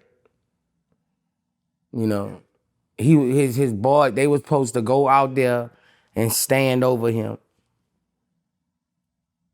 He could have got up and shot in their house and killed any one of them kids. I was surprised DaBaby them didn't walk over and stand over him. Somebody getting shot can still have a gun and come out and just shoot, and hit a kid in the house. He was supposed to not neutralized. He was supposed to get decriminalized. Yeah, he was supposed to get 6 shots to the chest. And it would have been justified. Yeah, man, because he could have got up after being shot one time. He was supposed to go stand over him 6 times to the chest, 2 to the neck, 1 to the face. Yep. I agree. I mean, you break into a man's house. Like I feel at the point that you break into a house that is not yours, you should be prepared for that to be the last thing you ever do. Point blank, period. And I feel that if you break into my home, I have the complete right to murder you at that point. Right, because you're trying to hurt me. And I will not. If you break into my home, you're it. trying to hurt me. I got kids here. If you break into my home, I'm gonna murder. If you break into my home, you're gonna die. Yeah. If someone shoots you in the leg, I'm gonna walk over you and stand over you. You're gonna die. I can't take no risk of you shooting through my little girl window is in the front. I can't take no risk of you shooting and taking me or one of my kids away. So if you come in my estate, you will not be shot in the leg. You will be riddled with bullets, stood over until you are not moving, until your shirt is on fire. Yeah. Yeah, no, when I went through my home invasion, when that shit happened, without going into too many details about what happened, when I walked out, I thought I'd killed the dude. He had completely stopped moving by the time we were done. And I remember walking outside, covered in blood, his blood. And the police arrived because the girl had ran next door to call the police. The police arrived, and I just explained to him that it was a home invasion. I had defended myself. And for a couple of hours, I'm thinking, all right, so this is what it feels like to kill somebody in self-defense. I don't have a problem with this. I didn't feel sad. I didn't feel remorseful. I didn't feel bad for him. I didn't feel bad for his family. In fact, my first thought was good riddance. Right. Because I felt that had that night went a little bit different, and had I not reacted the way I reacted, I would have been dead. Because he looked me in my face. He looked me in my face and said, "Are you ready to die?" He said that to me. And at that point, that's and you gotta that's what I expect blacked to out. die when you come in somebody's home, bro. Like when you come in a state, you knowing there's valuables in here that you would die for. You knowing that there's something in here that you would die for. You feel there's something in here that you would die for. So you have to die. It's no way you can let that man be judged by 12 people. He has to die. He he has to die. I agree. And I remember going through that. That is what completely changed who I was as a human being. Because at that point on, I no longer feared any other man. I like the level of like the base level of fear, because I felt like I always had a fear of the unknown. Time slanging eye? and only time. And only time. I'm not trying to revisit that shit. But I remember like, and for everyone in the comments that says I'm lying and everything else like that, because I haven't really talked about this before. It's all in the paperwork. If that was your first time slanging eye, I've been lost my feel. How you think I feel all these years? Right. Yeah, after right. that. So you know what I'm talking about. Yeah. You and I actually know. Yeah. And maybe this is why you and I get along so well. Because there's a certain base level thing that you and I went through that I feel that most people have not gone through. Yeah, right? Yeah. Like when you get that feeling like, yeah, motherfucker, yeah. Yep. Yeah, I'm just as strong as anybody else with this motherfucker. Right. Yeah. I'm the DC, right. I might be better than the DC sniper with this motherfucker. I wish a motherfucker would. You know what I'm saying? Yeah. Yeah. Well, and my situation didn't actually involve guns. It actually involved just straight violence. You know what I'm saying? But that feeling that day of like, okay, so this is what it's like to be in this type of situation. This is what it's like to potentially kill somebody. You know what I mean? Because for 2 hours, I got to feel it. And then, ultimately he survived. They had to carry him out. He was completely fucked up. Whole face had to be stitched up, everything. But at that point, I felt like nobody is going to intimidate me or punk me or extort me or anything else like that moving forward. And that's why I think VladTV is what it is, because I just don't give a fuck. You know what I mean? Like think about all the people who are mad at me or don't want me to do shit or whatever else. It's always like, man, listen, whatever. You do what you got to do. I'm going to do what I got to do. I'm going to do my job, and no one's going to tell me what to do, because I've been through some shit. And, everyone in the comments, oh, Vlad lying, Vlad making this shit up. But it's just, it's just a bad situation for you to. It's a bad situation, for people to run in somebody's shit, because, like, even when I had talked to the sheriff, he was like, "You need us over there to." I'm like, okay, well, if anything happens, you have to protect your family, and you just call us. Like, the police want you to die. Like, they not trying to protect your motherfucker. When you come in somebody's home, man, that sheriff was like, Mr. Boosie, you gotta protect yourself. You protect your feet, just call us. Anything happens, just call us. Bro, like, them people want your ass bro, like, you gonna lose. It's justified, man. You can't, bro. Let me tell you, standing outside. That ain't a good lick, bro. Man, listen, standing outside with the police, right? And I got a sheet around my waist, right? Because when it happened, I was naked, right? And I'm covered in blood. The police were basically like, all right, what's your name? Okay. They didn't ask for an ID. they didn't take me to the station. They were like, Mr. LaBovny, you're free to go. I didn't get questioned. It was like everyone there knew that nothing gonna happen to Vlad. Like, you know what I'm saying? Vlad is in the right here. And what's interesting about this situation is that I talked to the dude, right? So basically he got arrested because, the girl had called the police. He got arrested, handcuffed, and he was arrested on a bunch of charges like, home invasion, terrorist threats, robbery. He had my Rolex in his pocket, like, and they finally found him in the room, bloodied up. And, the girl called me up and she was like, hey man, Vlad, he wants to talk to you because, he's about to go to trial and everything else like that. So we got on the phone.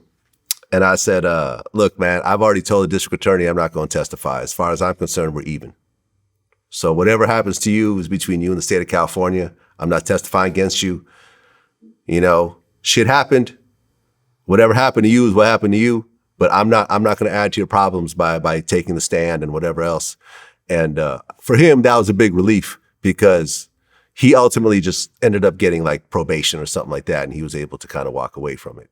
And we all went our separate ways after that. But that situation was fucked up. And, to everyone's listening, like I said, I got paperwork behind all this shit. So if anyone really wants to push it and research it, it's all right there. But do not ever go into someone's home under any fucking condition. I don't care if your girl's fucking someone else, you know what I'm saying? Because it basically was the same situation that happened to Trouble in a certain type of way, except that luckily no one died in my situation. But it was really the exact same situation. It was I was fucking this girl, and her ex decided to climb up the balcony and jump in through the window in the middle of the night because saw, my car was behind hers, and it's just like it was just all jealousy. It was all a bunch of bullshit, and everyone wished it didn't happen. That happened to me but before at too, the end of the day. Oh, you was fucking a girl and a dude came in? Nah, I was fucking a chick and nigga came knocking on her, beating on the window. Open the fucking door, woo, woo, boom, boom, boom, boom, boom. Yeah. So I get up, put on my shit.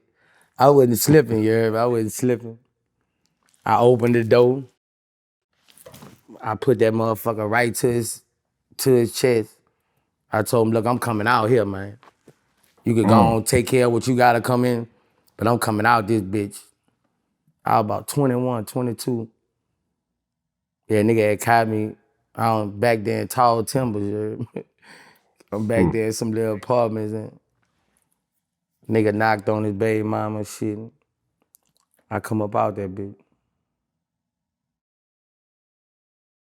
Yeah, that could have been a murder that day if he had kind of lunged forward, right? Right.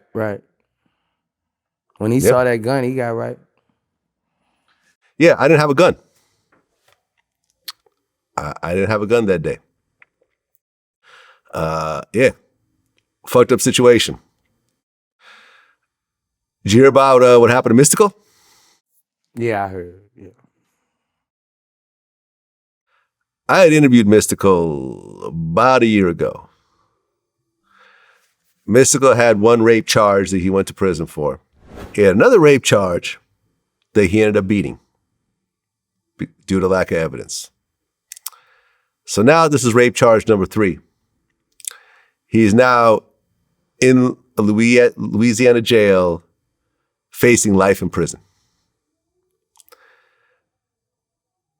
Louisiana laws, I heard, are not really the best place to do this type of thing in.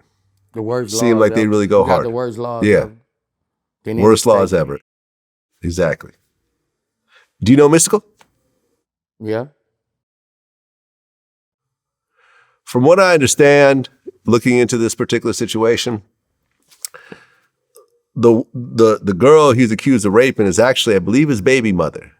Either his baby mother or someone he's had a long-term relationship with, and I think he was actually living with her. It had to do with, I think he got high off a bunch of drugs and started claiming that she was stealing money from him and something, which ultimately led to him being arrested for rape and now sitting in jail. What do you think about this whole situation? Shit, I don't know. I just think it's a fucked up situation. I ain't really know about the baby mama was the thing. I'm just seeing it like y'all seeing it on as far as social media, but I can't go again. I can't believe no baby mama shit. I ain't lying. I can't, you know. Even if I want to, I can't believe no baby mama shit. You know, ain't no telling what happened if they together and money involved and I don't know. I don't really see no serial rape going on with no baby mama. You know, Syria is violent. I just saw serial rape on that motherfucking thing. Syria is violent. You know what I'm saying? I don't see no serial rape. Most times, your dick go on your baby mama, it open up, it get willingly. You know, I don't really see no serial rape shit. I don't know. You just fuck me up with the baby mama shit. Cause when your dick go in there, it ain't no serial no more. It ain't violently. I don't know. I just know. Shit, he need to try to figure it out because you know most time 3 strikes you out. You know. Right. Well, I mean, I don't know if about 3 strikes because remember the second case got dropped. Oh, okay. Yeah, Well, the I second don't know case about got this dropped. shit with the baby mama, bro. Like I don't hold jail for no motherfucker, bro. You know, especially for Mike, bro. Like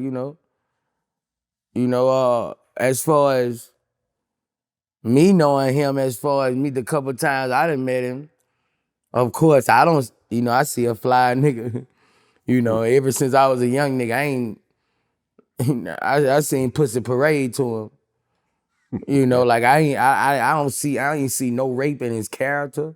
I never saw no rape in nothing in this dude. Like that, bro, like, that's why when it hit me, that shit blows me. Like I'd be like, what the fuck? Like I don't see that in his character. I never saw that in his character, but hey, I don't know. I may be wrong. I don't know. Well, I mean, what you said, I didn't really think about it until you said it, but you're like, I don't believe a baby mama. And it kind of hit me because I don't know if you saw it recently, but 5-year-old Foreign's baby mother did this whole video on live where she claimed that he's gay and she found like gay shit on his. Who said who was gay?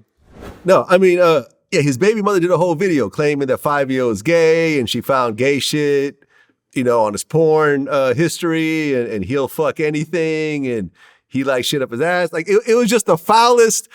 My thing is like, even if it's true, not to say it's true at all, but even if it's true, to go publicly and make a video like this, knowing that y'all have a child together is just crazy to me. But it seems to me that nobody will get madder at you than your baby mother.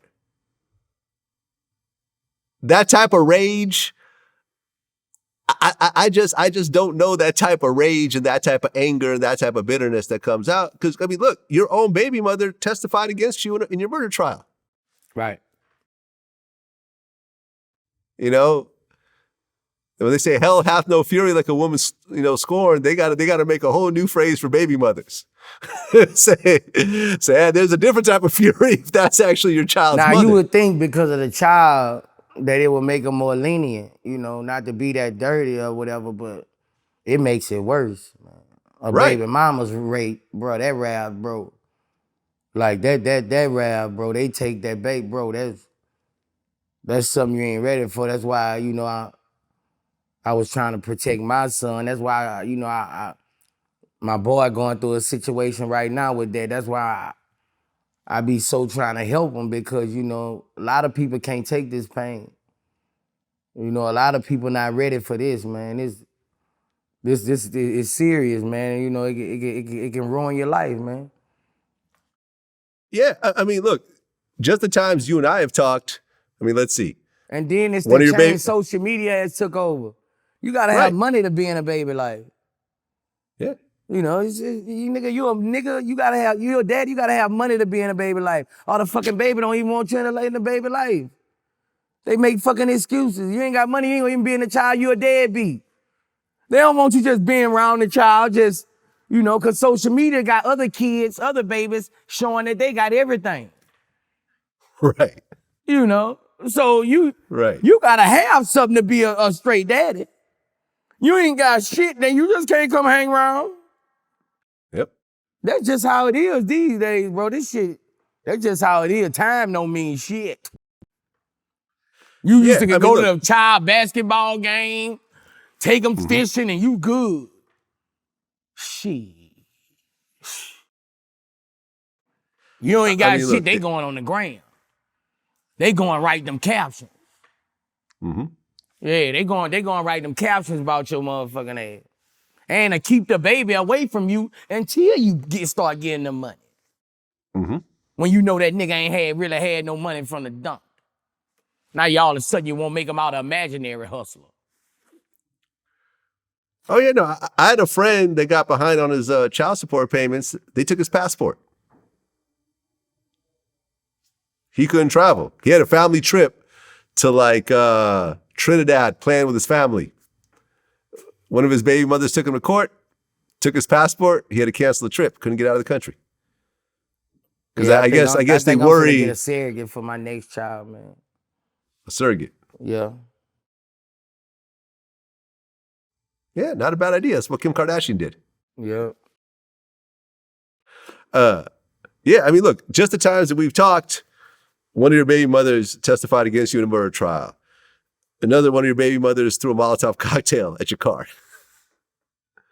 Right? Yeah. What do you think is the third craziest thing one of your baby mothers has done? I don't know. I done some crazy shit too now, Vlad, to my baby mothers. Like they done some shit. I remember one time,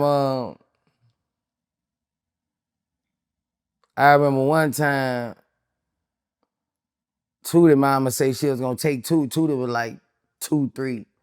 She say she was gonna take Tootie and move to Lake Charles. And I wasn't gonna see him no more. And she go to Lake Charles, so I really thought she was serious. So I went over there, Vlad. I kicked down the door, Vlad. I snatched my little boy up. He hollering, ah, mama. Snatched him up. And like, for real, kicked down the door, bro. Like, cursing her grandma out. Took my child. Fighting his mama while I'm taking my child. Man, I done did some shit too, bro. I can't blame them. They done did some shit. But I done did some shit. I wouldn't let them take that little boy. Yeah. Well, speaking of kids, let me ask you a make-believe question. You've always been really big on not cooperating, not snitching, everything else like that. What if one of your daughters did a serious crime and ended up cooperating to get out of doing time?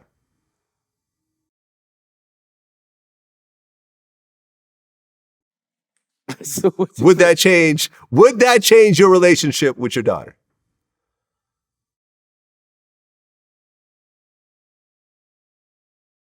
If my daughter killed somebody and she read it? No. Let's just not even say kill somebody, because I don't want to put that out there. She was involved. I don't see my daughter doing no motherfucking crime. Okay, let's just say your son. One of your sons did a serious crime and he cooperated to avoid jail time. And you got the paperwork to prove it. And when you confronted him, he said, "Yeah, Dad, I didn't want to do no 20 years, so I told on my co-defendant." What you saying, what I do? Would that change your relationship with your son? Yeah, it would. It would, because he would throw away everything I raised him to do. Everything I raised him to stand on, he'll throw it out the window. So it'll definitely affect my relationship with him. Would you disown your child? Would you say you can't come around anymore and you can't talk to me anymore? I wouldn't take it that far. I don't think I'd take it that far, but you know, it wouldn't be the same never, you know. You always be a little ratting ass bitch. You know, every time I say, hey, get your rat ass around me, bitch. I wouldn't be able to talk around you in the room, you know what I'm saying? You know, like, it'll be certain shit. Like, you know, we raised on certain shit. Like, when me and your uncle talk, you gotta get the fuck on. Like, nigga, like, you ain't gonna be able to hang like talking about nigga. You come, like, you know, you still come to family reunions and shit. But you ain't gonna be under daddy, nigga, like, you know.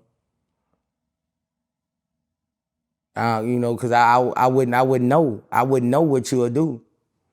You know, when you get mad, you know. I wouldn't know when you would get mad. I know right now what I instill in my sons. I don't care how mad they get. They'll never rat on their dad or tail on their dad. I don't care how mad they get. And once you cross that line, I know when tears come in your eyes, nigga, you might did what you did before. So you fucked up. Cut your Boosie fade off. Get a ramp. Well, speaking of cooperating, Charleston White. Charleston White is a very interesting figure in hip hop. He's not a rapper, but he's definitely in the hip hop space, right? He has been around rappers. He talks about rappers. He's been confronted by rappers. So I would say he's in the hip hop space, right? He does interviews with hip hop outlets. He is the first person in the hip hop space that has really embraced snitching. He tells on everybody. He's gotten rappers in Dallas arrested. He calls the police on everyone he argues with. And he's completely proud of it. He embraces it. You know, the way China Mac said, he wants to make snitching great again. What's your take on Charleston White? I'm not gonna say nothing about Charleston White. You know, my auntie and my uncle, they done begged me not to say nothing about that boy. You know, they said that, baby, that boy gonna send you to prison. You know, so I don't even want to comment on that dude. You know, he dangerous. I don't want to comment on dude. There you go. Next topic. Yeah.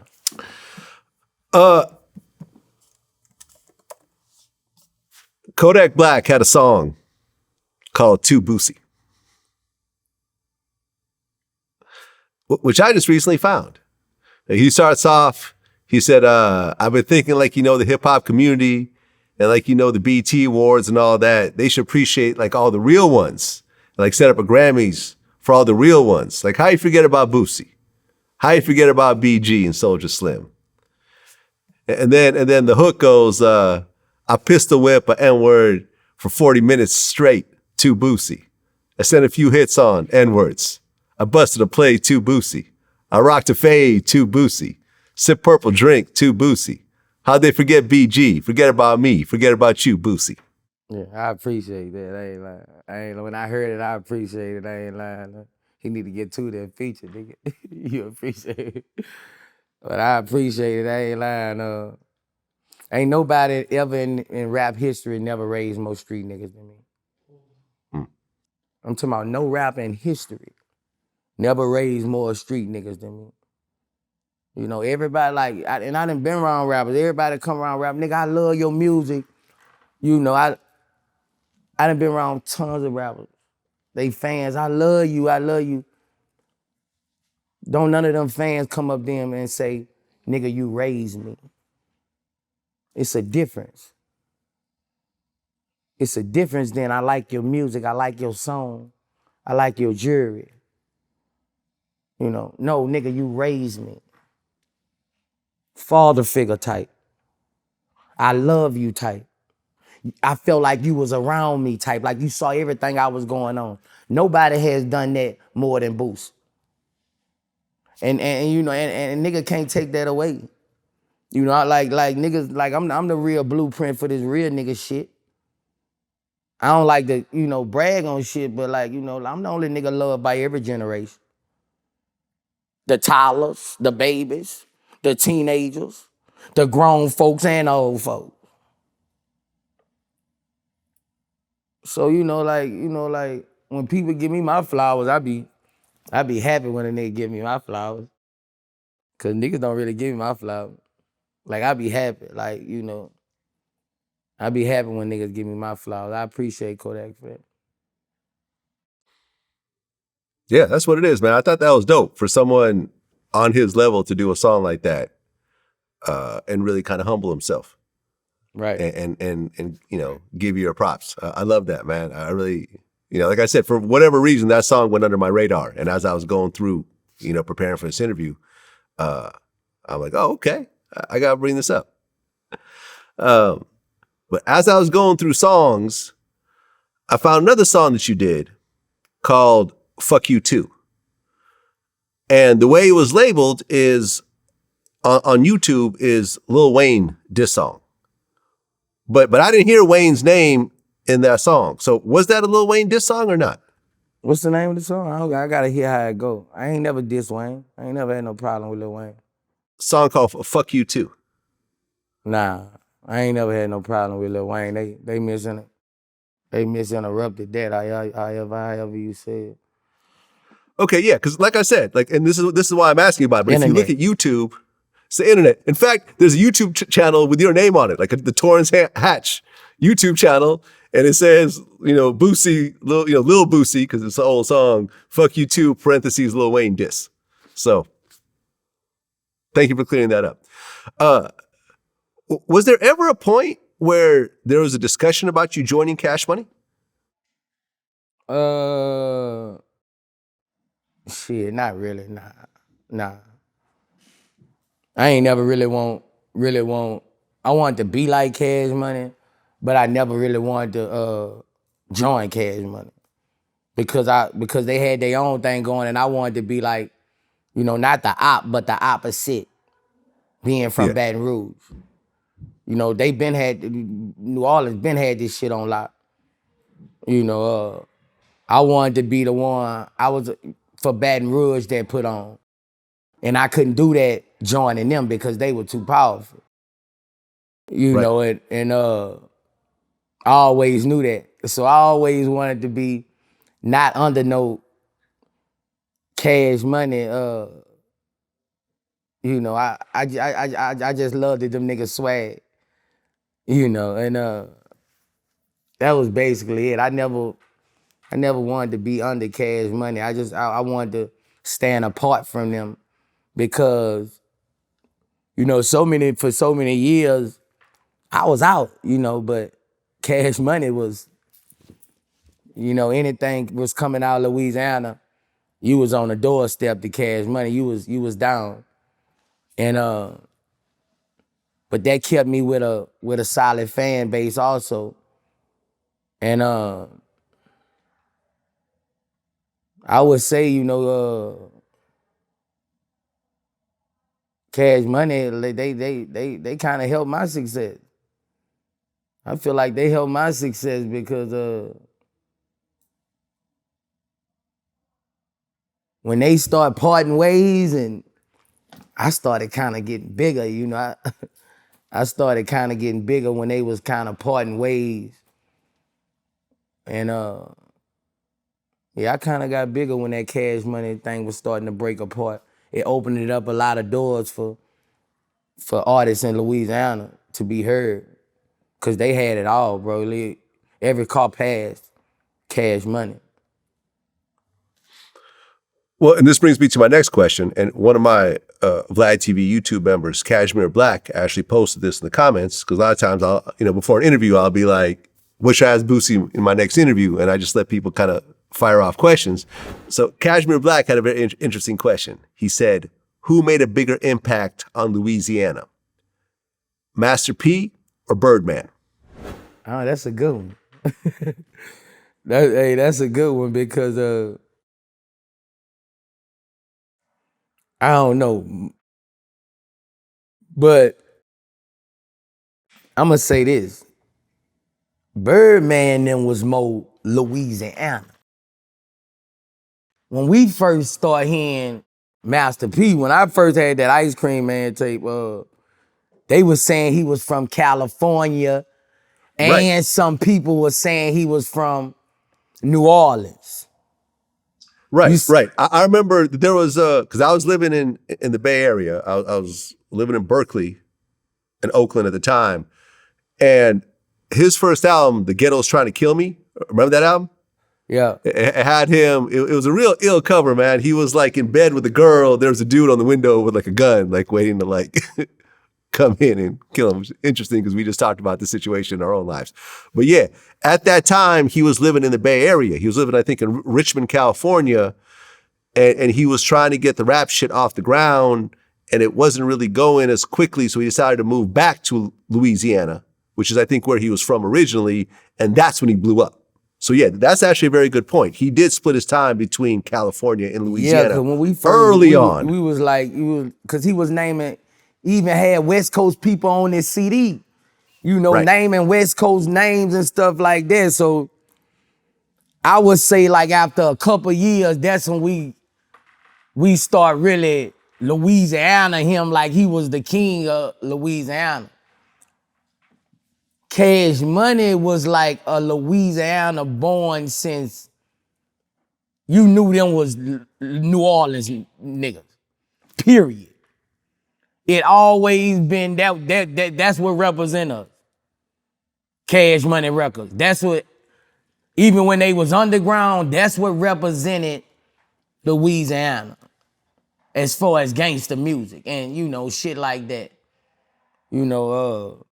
CeeLo Records was, behind them at one time, but as far as motherfuckers saying them boys from out that city, I would say Cash Money was more about breaded out Louisiana. But I would say at a time like Master P them was, when they went to all that movie shit, bro, it was they took Louisiana to another level. When they went to that movie shit, I think P took it to a whole nother level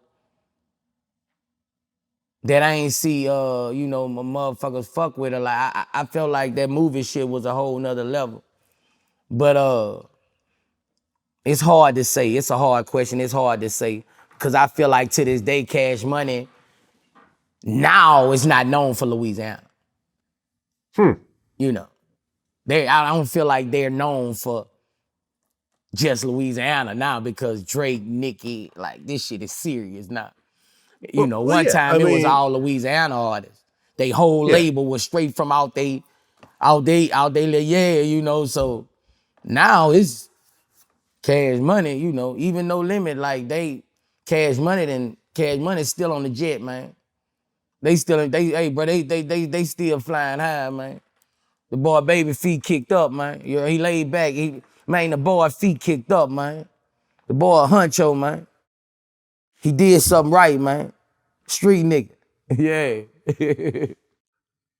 Yeah. Well, at one point, and we talked about this in one of our early interviews, Baby and Wayne moved to Miami.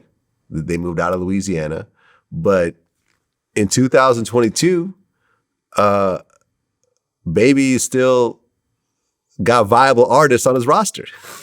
Blueface is on Cash Money.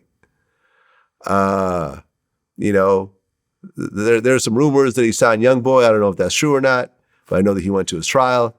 But there's still Cash Money. The label still sells.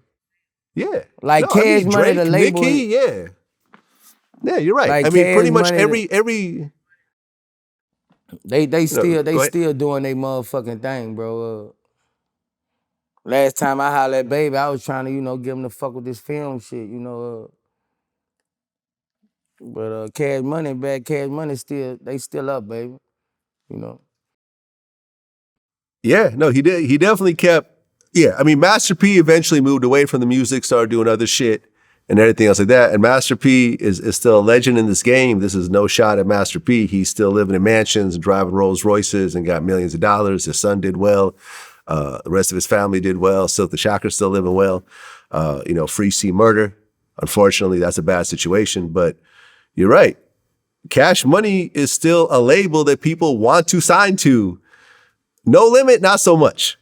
Nah. Just because No Limit just hasn't been an active label probably in about, 20 years at this point? Yeah. Yeah. But, he had a hell of a run. He signed a hell of a deal. In fact, I think Master P signed his deal with Priority before Baby signed with Universal, I think. Remember he had that crazy deal with Priority where it's like 90-10 split? Yeah. He got to keep all his masters. And I think that what Master P taught everybody is that, yes, you want to have quality projects, but he taught everyone that if you drop a lot of shit, there's a reasonable chance there's going to be some hit records in some of those projects that you drop. You know what I'm saying? Like he was dropping album, like pretty much every week there was a new Master P, No Limit album. Yeah. Yeah. And man, that's a legend right there. You got to get him on your podcast if you do it. Yeah, I'm gonna get it. How Legends was made. I'm gonna get Baby on there. I'm gonna get Diddy on there, QCP. I was writing down a list of everybody I'm gonna get, how Legends were made. Yep. Yep. Well, speaking of Blueface, what do you think about his relationship with Chrisean Rock?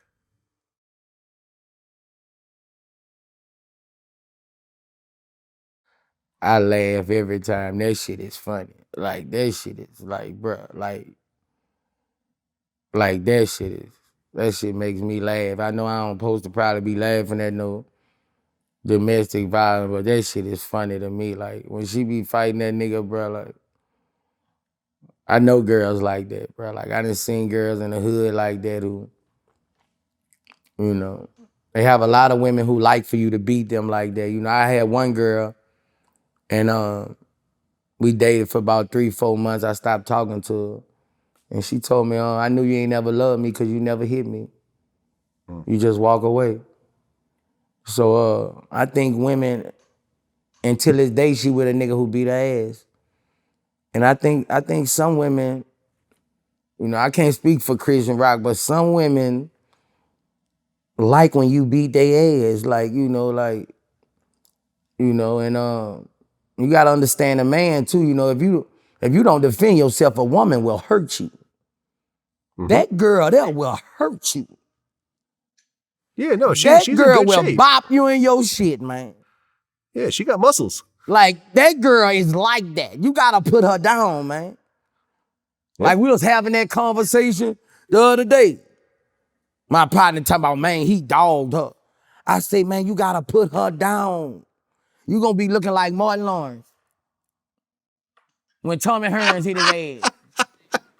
Man, bruh, you can't. I can't fuck with nothing like that, bro. I can't fuck with nothing like that. Yeah, me neither, man. I've had some relationships like that in the past, and you gotta either walk away from that, or you got to tell that person that this is the last time this is gonna happen. This is it. All right, you got this one off. All right, I'm gonna take this, but this is not gonna happen again. And yeah, I mean that's just toxic, and that's dysfunctional. And could you ever be in a serious relationship with a girl who's missing a front tooth? Hell no. Nobody would know. That motherfucker wouldn't have never popped out. She keeps it out though. I know, bro. That's what makes me laugh, bro. She just pops it in and out like, bro. Bro, she just don't give a fuck. She don't give a fuck. Don't give a fuck. This girl don't give a fuck. Bro. I mean, listen, man. If "don't give a fuck" was in the dictionary, there would be a picture of her. I mean, she got blue faces. They gotta shoot the reality show, bro. They gotta shoot it, bro. Well, she's on she's on some show, some reality show. They need a reality show with just them two. Bruh. That shit is funny, bruh. Like, I don't want, bruh. Bruh, that shit is funny, bro. Blueface, bruh. I want to ask that nigga, bro, how you do it, bro? Like, I don't know how he does it. I want, bro, like, shit, man, I'd be crazy as a motherfucker. I mean, look, if you look at their history, I mean, not only has she punched him in the face publicly multiple times on video, she broke into his house. Swole, bro. Yeah. A woman had your face swole. Oh, bro, you can't come back. Yeah. I feel played like a motherfucker. This Right. motherfucker, bro. He should not be able to get charged with domestic violence. They should make a Chrisean Rock rule. Blueface should not be able to be charged with domestic violence. Fuck that. Look, she broke into his house. She broke his window, broke into his house, wrote a note on his wall with her blood, stole his Range Rover, and drove like 3 states over. And I remember he posted text messages and he's like, yo, you need to return the car. You know, and she's like, oh, God got me. He goes, no, the devil got you. You're in a stolen vehicle. I have to report it stolen. You're going to get arrested. And they got back together after that. She got his face tattooed on her neck. He offered to give her $100,000 to go away. And she said, you're going to have to kill me if you want me to go away. I ain't going for no amount of money. I'm here. She beat up his sister. Didn't she fight his mom? I don't know what to make of it. I just don't know. It just doesn't make any sense. I have no idea, man. Were you really ironing your shirt while you were wearing it? Yeah. And the iron was really on? Yeah. You never did that? Okay, you didn't. I never did that. Yeah. Especially when you got on thin cotton. It works all the time. I mean, in general, I don't iron my shirts, period. Someone else has always been ironing my shirts since I was pretty much most of my life. So it just looked kind of dangerous when I saw it. A few people asked about it. R. Kelly's back in trial again after getting 30 years. And now there's a whole new trial. I'm not quite sure why they're really bothering with this trial. He already has 30 years. Most times when shit like this happens, when it's similar charges, they just have it run concurrent. Unless they're planning on having it run one after another, it just seems like a waste of time to actually do this thing all over again. Why do you think they're taking him back to trial again after him getting 30 years? They just dogging him now, you know. They just dogging him, you know. They actually made a rule up for him that's never been made, you know. They took his money out his fucking his commissary. Account, out his commissary. Yeah, right. You know, they just really dogging him, showing him that we could do you the dirtiest ever. They didn't have serial killers killed 13 people. And you never heard of them touching their commissary. Yep. Your commissary? They done had people on what that show I was just watching. American Justice, when they swindle all this money from people, all these corporations. They never mess with their commissary. They keep them able to eat in prison. You know, they trying to make him hang himself. That's what they really trying to do. That's the games they play with us. You know, it's deeper than y'all think it is. They just made a rule where they take this man commissary. You know, just made a rule. Ain't nobody fight for it. This a new motherfucking rule. You know how many people owe money creditors in jail? Who owe people billions of dollars? That's why they in jail, forgery and everything. Did you take their fucking commissary? All these motherfuckers broke all these motherfucking laws. All these people that wrote bad checks. All these motherfucking loans. When you get to jail, did you take their commissary? No, you didn't. No, you didn't. They trying to kill him. They trying to put enough pressure on him where he hang himself in that cell. I'm telling you what they trying to do. When you're making new laws for him, man, you're trying to kill him. So R. Kelly family, if something happened to him, sue the fuck out of him. And play this interview back as evidence. They trying to kill him. Well, there was a journalist, and I guess he broke some of the original stories about R. Kelly. He was supposed to testify in this trial, and his house got shot up. So he refused to testify. Seems like R. Kelly got some real hardcore fans out there. Nah, it seemed like that's the police doing that shit, or the people who trying to make him look bad to do that shit. If his money gone, who he gonna pay to go do it? Y'all better open y'all eyes, man. That's the chess they play. The other side. Go get somebody and shoot up a motherfucking house. Ain't nobody see nobody do it, cause you know why? They did it. Do they got the car? Do they got the description? Fuck no. R. Kelly ain't sent nobody to shoot up nobody's house, man. He on his ass, man. He know he already fucked up. He trying to shake back. What is he gonna send somebody to shoot somebody up for when they already got 30 years? You fucking lying on them. It's them the ones who did it. I know how they play games. Y'all don't know. They sent somebody to shoot that motherfucker up. You ain't gonna know the description. You ain't gonna never get the people who did it. You'll never. R. Kelly, where you gonna wait? He got money in his commissary. And then gonna do it on GP? Some niggas love him on GP, gonna go do it? How they know who the lawyer is? How the people on the streets know who the lawyer and his address is? Who know what the address? Who get the paperwork from the addresses? The people in the court system. Well, it's a journalist, not a lawyer. Y'all crazy. I know what's going on. It's a journalist, it's just but it's someone that... sense. It's just common sense. All you gotta do is have common sense and just think about it. That's all you gotta do is have common sense. It's common sense. They ain't even got people down there protesting for them. You think somebody gonna shoot up a house for them? Just have common sense. I got mine. They ain't even out there for them. Just gave 30 years, they give other people 5 years. They ain't no motherfuckers out there like that. You think a nigga going with some ass swinging it for them? Common sense, man. Social media, fuck y'all. Well, Usher recently accepted the title of the king of R&B. He said, you tell me who's going to do it better. I know someone that can tell him who does it better. And his name is Boosie. He'll tell you that R. Kelly does it better. Would you say Usher is number 2?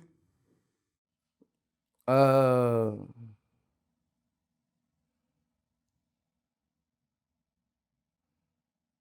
couldn't argue with him.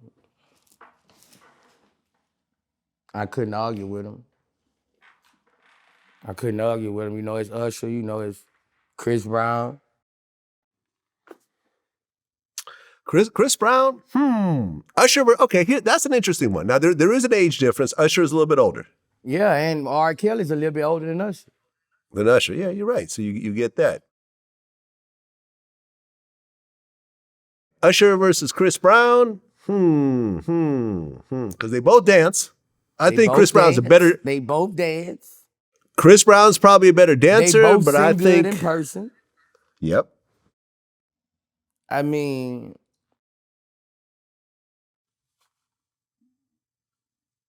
I think that, Chris Brown's probably more of like a sex symbol for the ladies, like I'm sure more women would probably faint at a Chris Brown concert than an Usher concert, but it's all kind of relative. I think that would be a hell of a versus right there.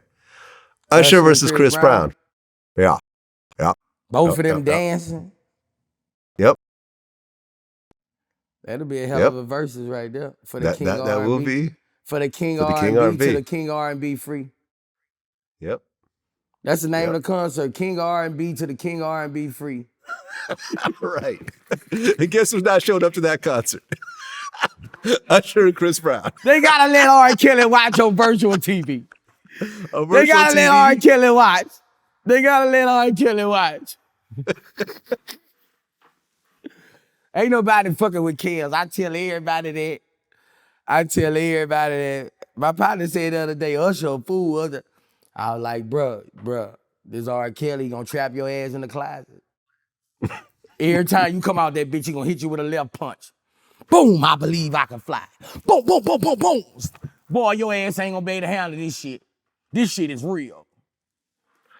Then you ever saw R. Kelly perform? I have not. Man, the man sucks all on his, man, the man goes, bro.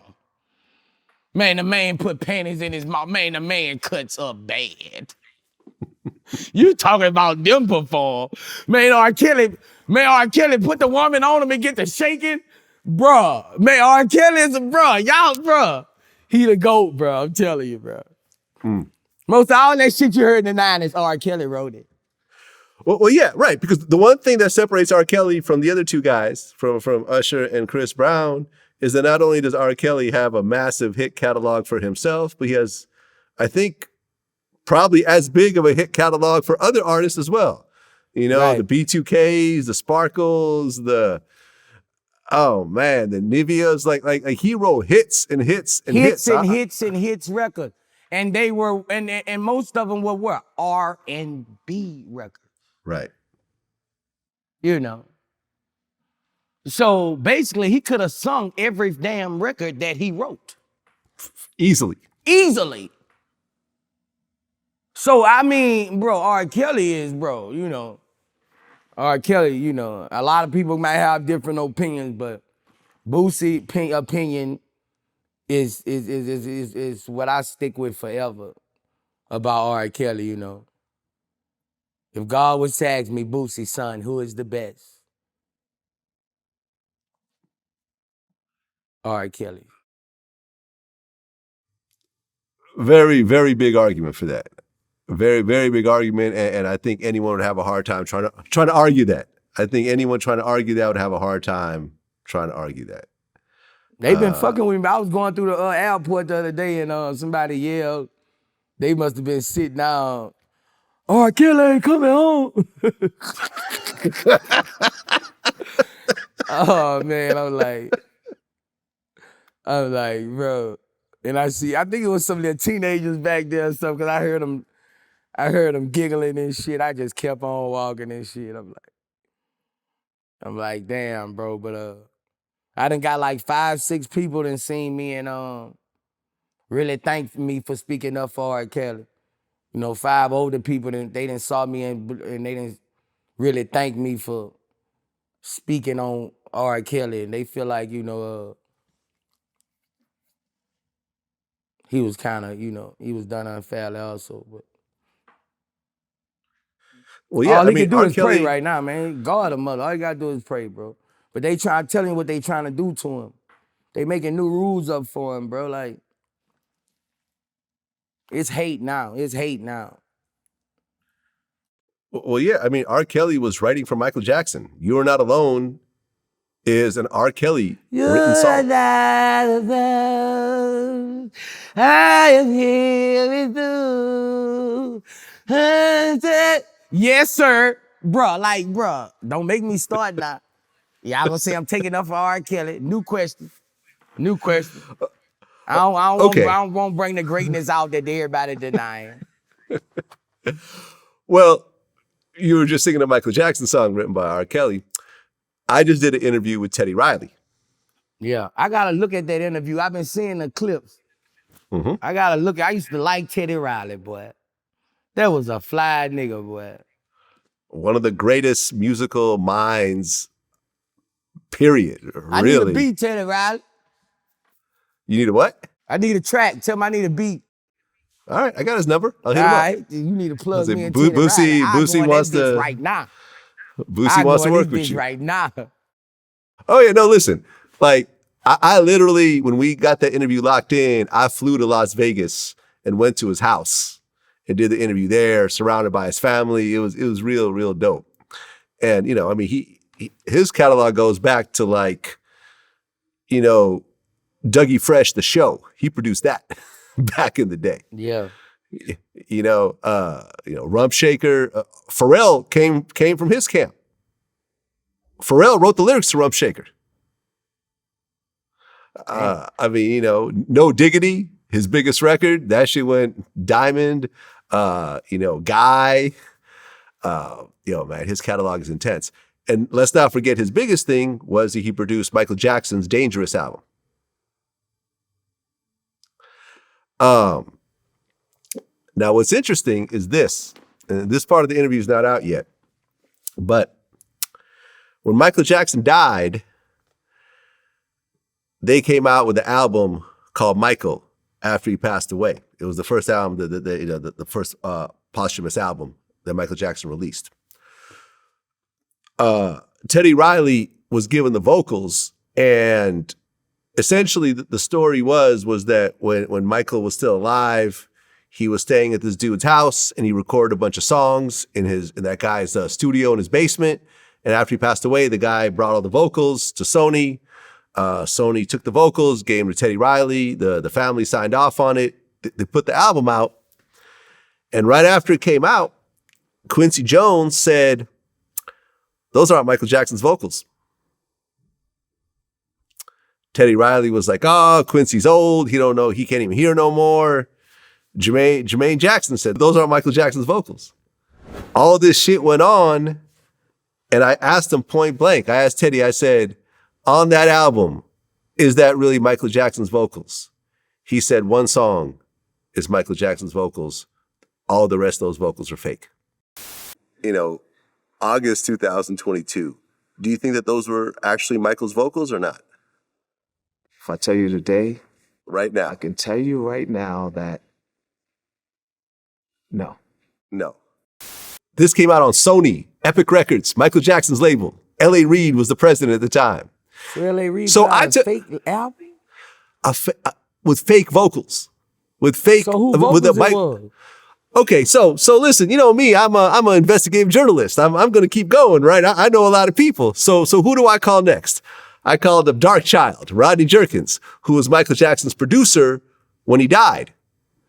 So I'm like, "Yo, Rodney, do you know about this Michael album?" He's like, "Yeah." I'm like, "Are those vocals real?" He said, "Nope. Those are all fake." He said that they brought them to me and they had like 5 tracks. They played them for me.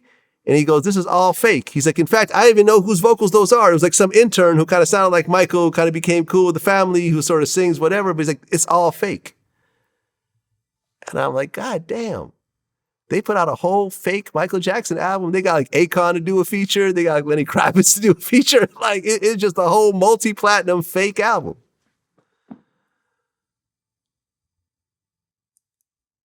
How crazy is that? That's crazy. That's unheard of. Yeah. The biggest artist of all time. A whole fake album. But you know, when I asked Rodney, I'm like, "Yo, like how would they do this? Like you're telling them it's fake and they still put it out." And he goes, "Well, here's the thing about the record labels, right? The record labels aren't run by music people. They're run by marketing people, business people. They don't really care about the music. They're just looking at the money. So they're like, okay, does it sound close enough? Can we get away with it? Are we going to make tens of millions of dollars off of it?" That album should Fuck be it. took off the shelves, bro. Well, I think there's a lawsuit around it. And I think it actually might get taken off the shelves when it's finally resolved. But at this point, it's already sold like, I think, platinum or multi-platinum. But that's the crazy shit that happens. A whole fake Michael Jackson album, commercially released. Did you and Kevin Gates have issues in the past? Because I think that he had mentioned somewhat recently that y'all two are cool now. But was there some issues in the past? Nah, I ain't never had no issues with him. None at never all. had no issues with him. If I would have, if I would have had an issue with him, it would have been known. I ain't never had no issue with him. Okay, because when I looked on the internet, they're saying it was about how him and Nusi were cool and had songs together, and we're not gonna get into all the rest of that shit. But I heard it was over that. But no, not true. Nah, like I can't control who people do songs with. Kevin Gates ain't never said he was coming out there for nobody, no nuts or nothing like that. I ain't never had nothing with no gates. There you go. Yeah. You just cleared it up.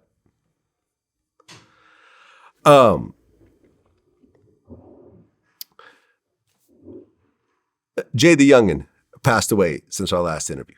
Yeah. Did you know him at all? Yeah. Once again, the same Boosie line gets echoed. Most rappers get killed in their own city. Yeah. He got ambushed, I think, at his house. He got shot like 5 times. His father got shot as well. Now he got shot like 14 times. Oh, it was 14 times. My bad. I had interviewed him before, man. I mean, he was a troubled young kid. Our first and only interview that happened right when he was first coming out. In the middle of the interview, he was like, "Hey, man, I'm just high off perks right now." He walked out of the room and ended up throwing up on my floor, and was just like, no one, like the mic was still on him. He was like, no one loves me, man. He somehow managed to get himself back together, and then we came in and he finished off the interview. We even talked about what had just happened in the interview.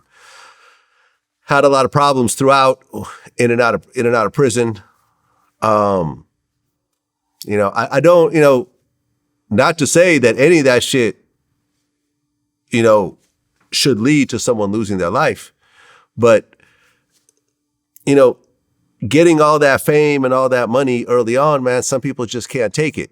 Some people have problems adjusting to it. And I just think that with Jay, it was just a very sad story overall, because he was like 25 when he passed away.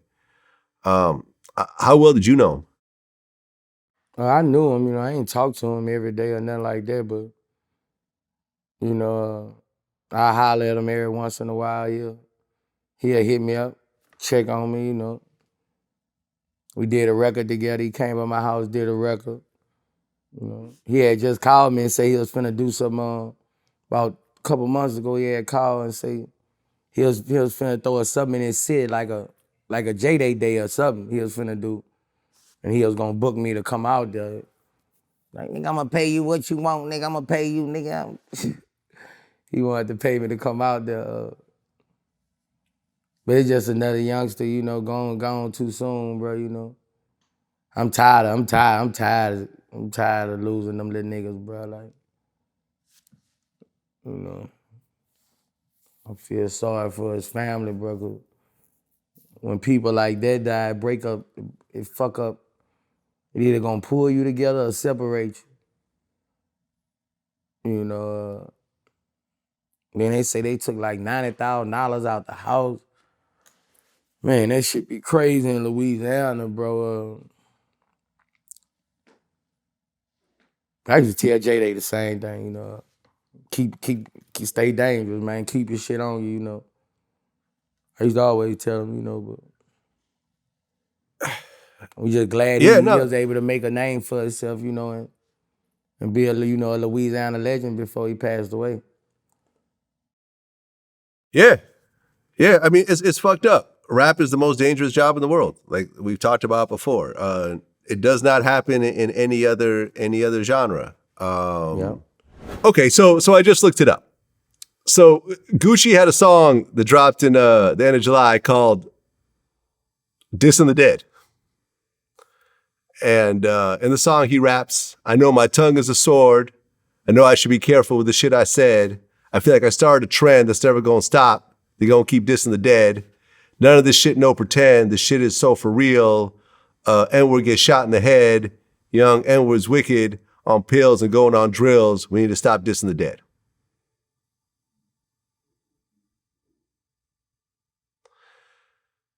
It's interesting because, I mean, he's right. He kind of, I don't know if he started the trend, but he definitely was the first like Atlanta rapper to really do that shit. The shit about Pookie Loke, go dig your partner up, but she won't say shit. And not only did he put that song out, which was a significant song, but he actually performed that song in front of Jeezy at the Verses and said, "I'm smoking on a Pookie pack." right there in front of Jeezy to his face, which no Chicago rapper has ever done. You know, I remember bringing this up to 600 Breezy. He goes, that would never happen, like in Chicago. Dudes can't even be really around each other like that. It would be just a violent situation even leading up to it. How do you feel about that? I just feel like Gucci, he probably getting older, bro. He probably regret what he did, bro, you know? He probably, you know, seeing so many people use it, probably feel like what he did started a trend that hurt a lot of people's hearts, you know? He probably regret what he did, you know. He probably still stand on what he said at the time or whatever. But, you know, as you get older, you regret some of the stuff you did, you know. I know I do, you know. Well, you yourself, have you ever dissed a dead person on any of your songs? Yeah. Do you regret it, or it just is what it is? I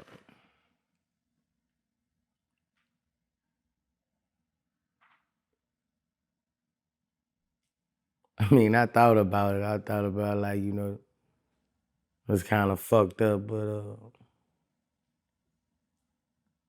it's like an even. It's like an even. It's like an even. Okay.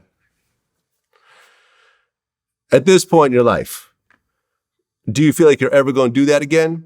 Or do you feel like that's just a chapter in your life? You were younger back then, you're a little bit older, more mature now.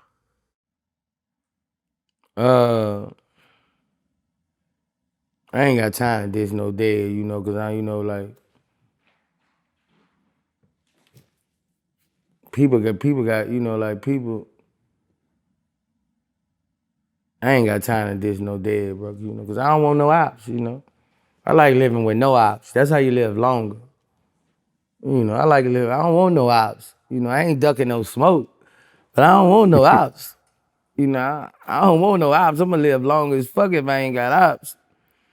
Yeah. You know, I don't want no ops, so you know what I'm saying? I don't want this. If you diss the dead, it bring back ops. You know, it bring back people who was already, you know, who let the shit go back in motion. You know, and once generations then passed, now you got kids. You know, you talking about kids, fathers and shit like that. And, you dissing the dead, you just bringing yourself out. You making more people want to kill you. Like, if you want more people to won't kill you, that's what you do. You diss ops. You know. But you gotta understand, most time the dissing ops be retaliation. You know what I mean? Once it's turned retaliation, it turns to a trend. They can't wait to kill this person to do what they did to them on social media. Yeah. Yeah. They already be having their captions ready. Yeah. Well, that's very mature of you. You know, at the end of the day, I mean, look, Gucci Mane and Keisha Kaur just announced they got a new baby on the way. You know, Gucci did a 180. Gucci, I felt at one point, was the craziest motherfucker in Atlanta. Yeah, Gucci was out his top. Yeah, Gucci was I remember was. one time, I saw Gucci Mane. We was in New York somewhere. This way back. This probably about 07, 06. And I told him I had flew up there, and I asked him how he got up there. He said he drove all the way. He said, I couldn't get the cooker on the plane, boo. You know, Gucci Mane was thugging. That nigga drove all the way to New York strapped down. Oh, Gucci man. Mane was wild. I made that drive. Hey, the old Gucci Mane, boy. Gucci Mane was fucked up. We was all fucked up. Oh, yeah. No, the Gucci Mane leading up to him going to jail was the craziest Gucci ever. He was dissing everybody. Everyone got smoked from Gucci. Yeah, I was seeing remember he pushed some girls. They was sending it to me on my phone in jail. Like, Gucci was going off when I was in jail, bro. Yeah. Yeah. Yeah, no, listen, I'm going to tell you that Gucci probably made the biggest turnaround I've ever seen in hip hop history. How's that?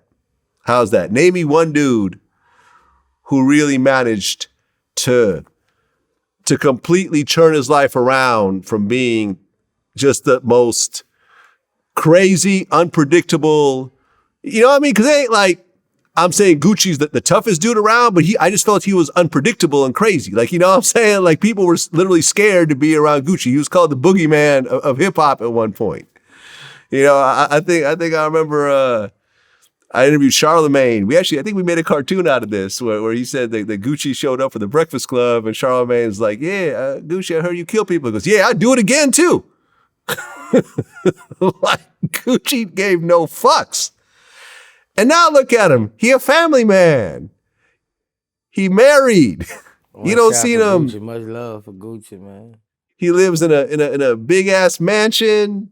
He got artists that he signed that are all successful. I mean, a few of them went to prison, but that's not Gucci's fault, you know. But he actually, the amount of artists he put on that really got on, from the Pooh Shiesties to a lot of motherfuckers, man, over the years. I mean, shit. I mean, even fucking Nicki Minaj came out of his camp at one point. To really just being a really mature businessman that really gets it in. You know, shout out to Gucci. Shout out to Gucci. Queen Elizabeth II of England just died yesterday, actually. Everyone's trying to nominate 21 Savage to be the next king of England. What do you think? Man, bro, why you play so much, bro? Bro, you play too much, man. Man, them people go drag our ass for laughing about the queen, man. But you know what the crazy part is like Black Twitter and Irish Twitter were having a fucking field day. I mean, I don't know if you know about the whole beef between Ireland and England, you know, but it's been a long-standing beef between these two countries for a while, to the point where, you know, Ireland had the Irish Republican Army that was like basically bombing all types of fucking buildings in England at one point. And of course, you know, there's the whole ties to slavery that England has had and so forth. And people were actually celebrating her death on Twitter. And I remember I did a poll. I said, who got their death celebrated more? Queen Elizabeth II or Kevin Samuels? It just seemed like some people kind of go out their way to just celebrate people dying that they may not have liked when they were living. No, Kevin Samuels, bro. Them women, bro. Every time I done been around a woman and his name then came up, bro, like they don't give a damn, bro. Like it's harsh, man. It's harsh. Let me tell you, man. Like they will get loud with you if you try to, like, bro. Them women don't play when you say him. Like they be like, I'm glad he fucking dead. You don't know what bro. I'll be like, what the fuck? Yeah. We was at a party the other night, bro. We had a party at my crib. And they had about 7 girls wish they made dead.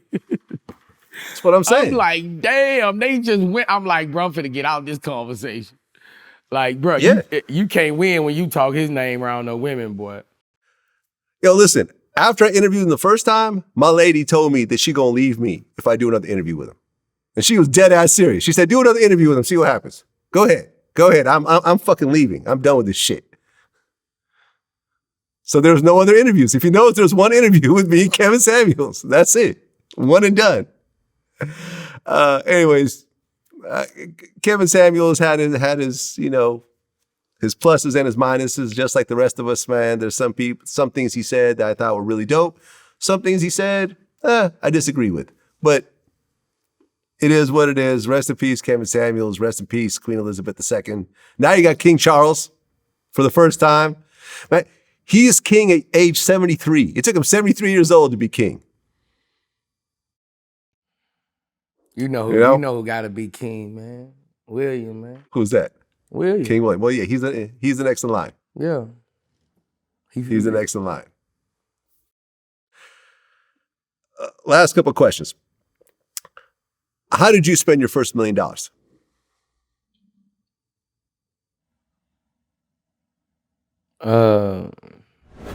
I didn't really spend it. I didn't really spend it. I don't even really spend $1 million at one time on nothing. I didn't really spend it. I was like 22. I had like $875,000 and I was like 20, and I went and bought a house. I went and put like 300 on the house, and had the rest to work with. But I never spent just $1 million just spending it like that. Yeah, I think, see, you were in a position where you were kind of making money by the time you got that first $1 million, right? It's not like you were dead broke and suddenly $1 million dropped in your lap. No, I didn't get that $1 million at one time. Before I went to jail, I never got $1 million at one time, never. So even your deal with Atlantic, you didn't get $1 million? No, I didn't get nothing from that deal with Atlantic. You know, that was a deal for Trill Entertainment. Okay. Turk them got that money. I ain't get shit. Okay. I ain't get nothing up front, you know. He was acting like we was, you know, but we ain't got no motherfucking, that was a label deal. I ain't getting no money out there. I ain't had never got $1 million at one time, until I got, really independent, Yeah, I mean, because I remember I just interviewed YK Osiris. When I asked him the same question, he burned through $1 million in like 3 months. When he, signed his deal, he bought a house, then he bought his mom a house, bought a bunch of jewelry, started wilding out, and that money was gone. I know, because you gotta understand, some people, they never struggled hard. They never had to, those who never had to really struggle hard, they gonna blow money. Yep. That's just like with my kids, like, man, that little money ain't shit to them. Like, bro, like, like, I'm just saying, but like that shit, bro, like, that's why I've been saving money a long time, because I know how bad it feel not to have nothing. I know I can't take this chance of going close to being broke again. Mm-hmm. So those people with those different upbringings, they handle money different. It's no way I could spend $1 million in 3 months that I've been hustling, doing all this stuff for all these years to get.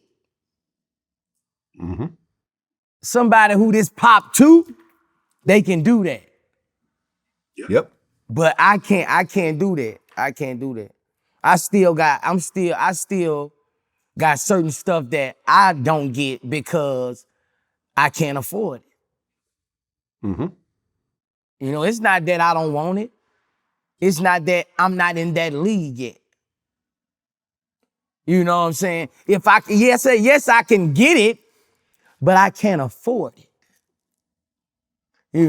I want my own island. Yeah. I'm trying to get my own island. I'm doing all kind of shit.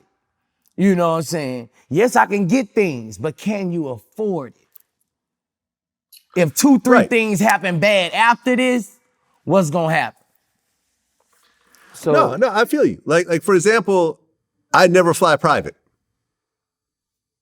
Now I fly first class every single time.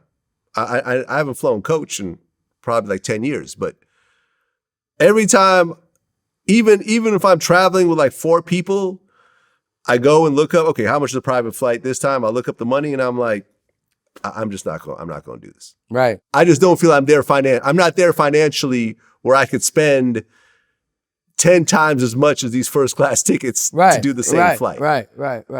Now I could do it. I definitely have the money to pay for that flight, but I just feel that financially, I am not there. I don't have if I had $100 million in the bank, then yeah, flying private's no big deal. Yeah, I fly private maybe 3 times a year. And that's for some big events. And most of the time, I'm getting them to pay for the travel. You know, I'm a platinum plus, like I'm platinum with Delta, like, you know, I don't like paying 20, 30,000 when, you know, I can get there on in the flights cross seas and Delta, they lay you all the way back. It's just like you're on a fucking jet. So those price differences, it just, I can't fly jets everywhere, bro. You know, like that shit just, I can't spend those $80,000, $60,000 every night. Right, exactly, and that's what I'm talking about. I mean, I could probably buy a plane right now if I wanted to, but I'm not going to because that'll put me somewhat on the edge. You know what I'm saying? Between buying it and maintaining it and paying for the flights and everything, you know, the pilots and the fuel and everything. Like, nah, I'm not there yet. I could do it, but I'm not going to do it. I am not there yet. Maybe in 5, 10 years when the money keeps expanding, maybe when I sell my company something, maybe I'll do it. But I know what you mean. You could do it, but it'll put me to the edge. And I think where me and you have a similarity is we've both gone broke before. Right. We've both had money and we were probably both thinking this money's going to keep lasting forever. Right. Let me keep spending it because I know there's another check coming. And then that one day when everything goes bad and the check stopped coming, I ended up, you know, having to sleep on my homie's couch at one point when I was 29 years old, feeling like a failure. Like, yeah, I done fucked up all this money. I had to sell my house. I had a drop top Benz. All that was gone. I was in debt. I owed the IRS and I had to rebuild. And I think that pain that you remember of being broke will always carry on through the rest of your life. If you've never had that pain of going broke, like a YK Osiris has never gone broke yet. So he don't understand what it's like to not have it. But, you know, hopefully it won't happen to him where he could just keep going forever. But if it does, he's going to have a very different point of view when it comes to spending money. Right. He will have a different point of view if it happens to him, but that's a friendly nigga, man. He gonna get some money from somebody.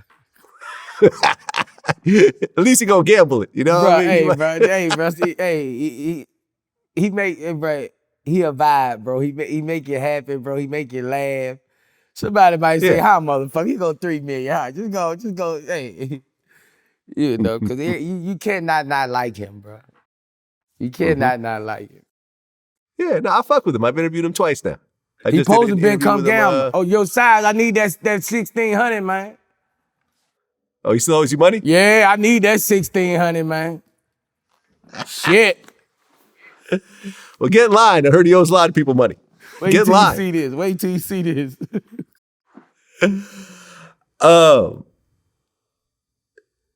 If you could ask God to forgive you for one thing, what would that be? I can't tell you.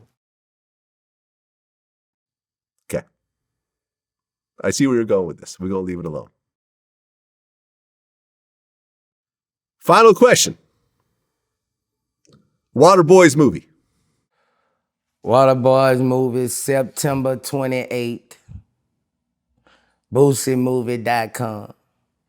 I need everybody to go support me. They just took my Instagram. You know they take my Instagram before every movie drop. So I really need people who watching this interview to swipe your card and support me, man. You know what I'm saying? Y'all see I'm doing this shit. I'm against the new world, bro. Like, you know, I'm starting to feel like an outcast. You know, I've been doing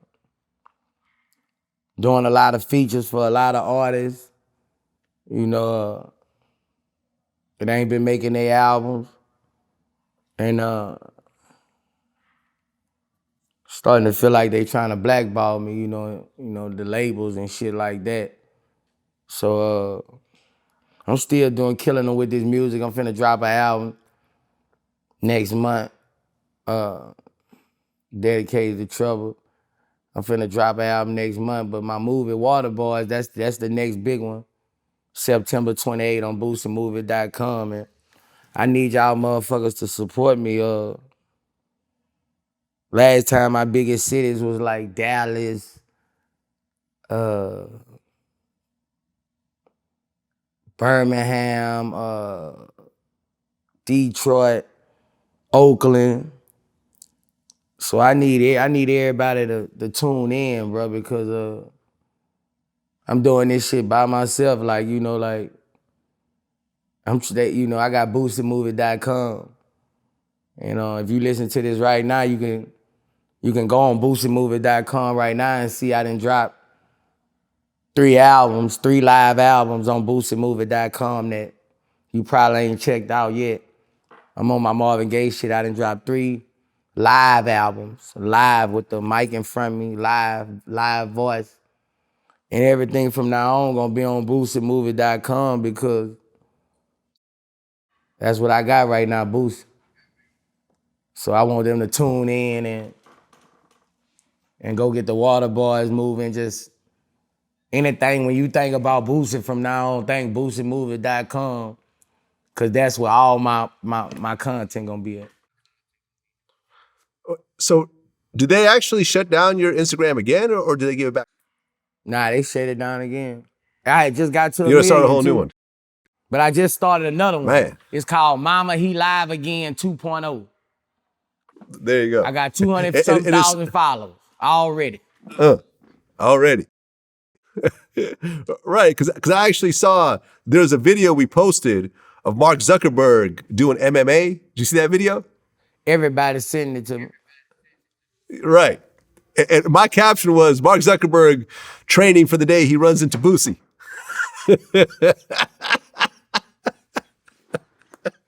And I'm working, Vlad. I got people trying to make me my own social media platform.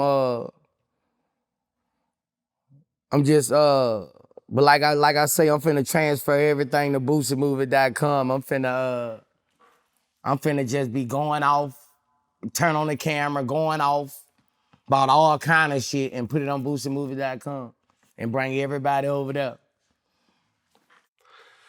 There you go. And there you gotta show me how to do the my shit, bro, with my subscribers.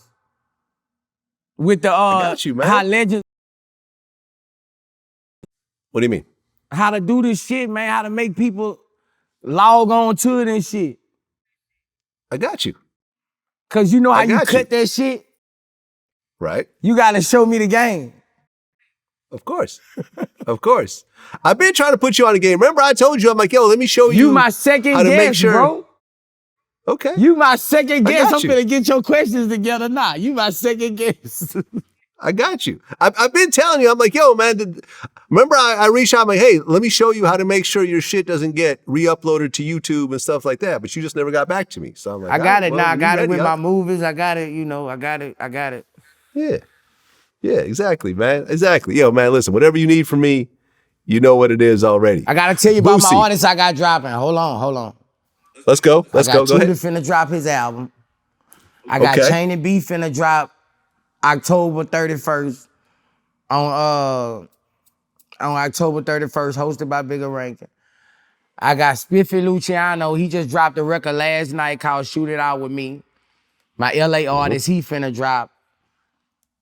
And we steady putting out just crazy music, bro. And just keep on looking out for boostedmovie.com. That's where everything going. Right. I'll tell you what, when Tootie drops his album, we'll do our first interview with Tootie. All right, I'm gonna bring to promote him the up. album. I gotta bring him. You gotta do that. You gotta do that in the next 3 weeks, Vlad. Let's do it. And I got a country single. I'm finna fuck him up. I got a country single. Oh, Lord. Oh, I'm gone, Vlad. That's what it is. I'm gone, Vlad. Boosie. Peace.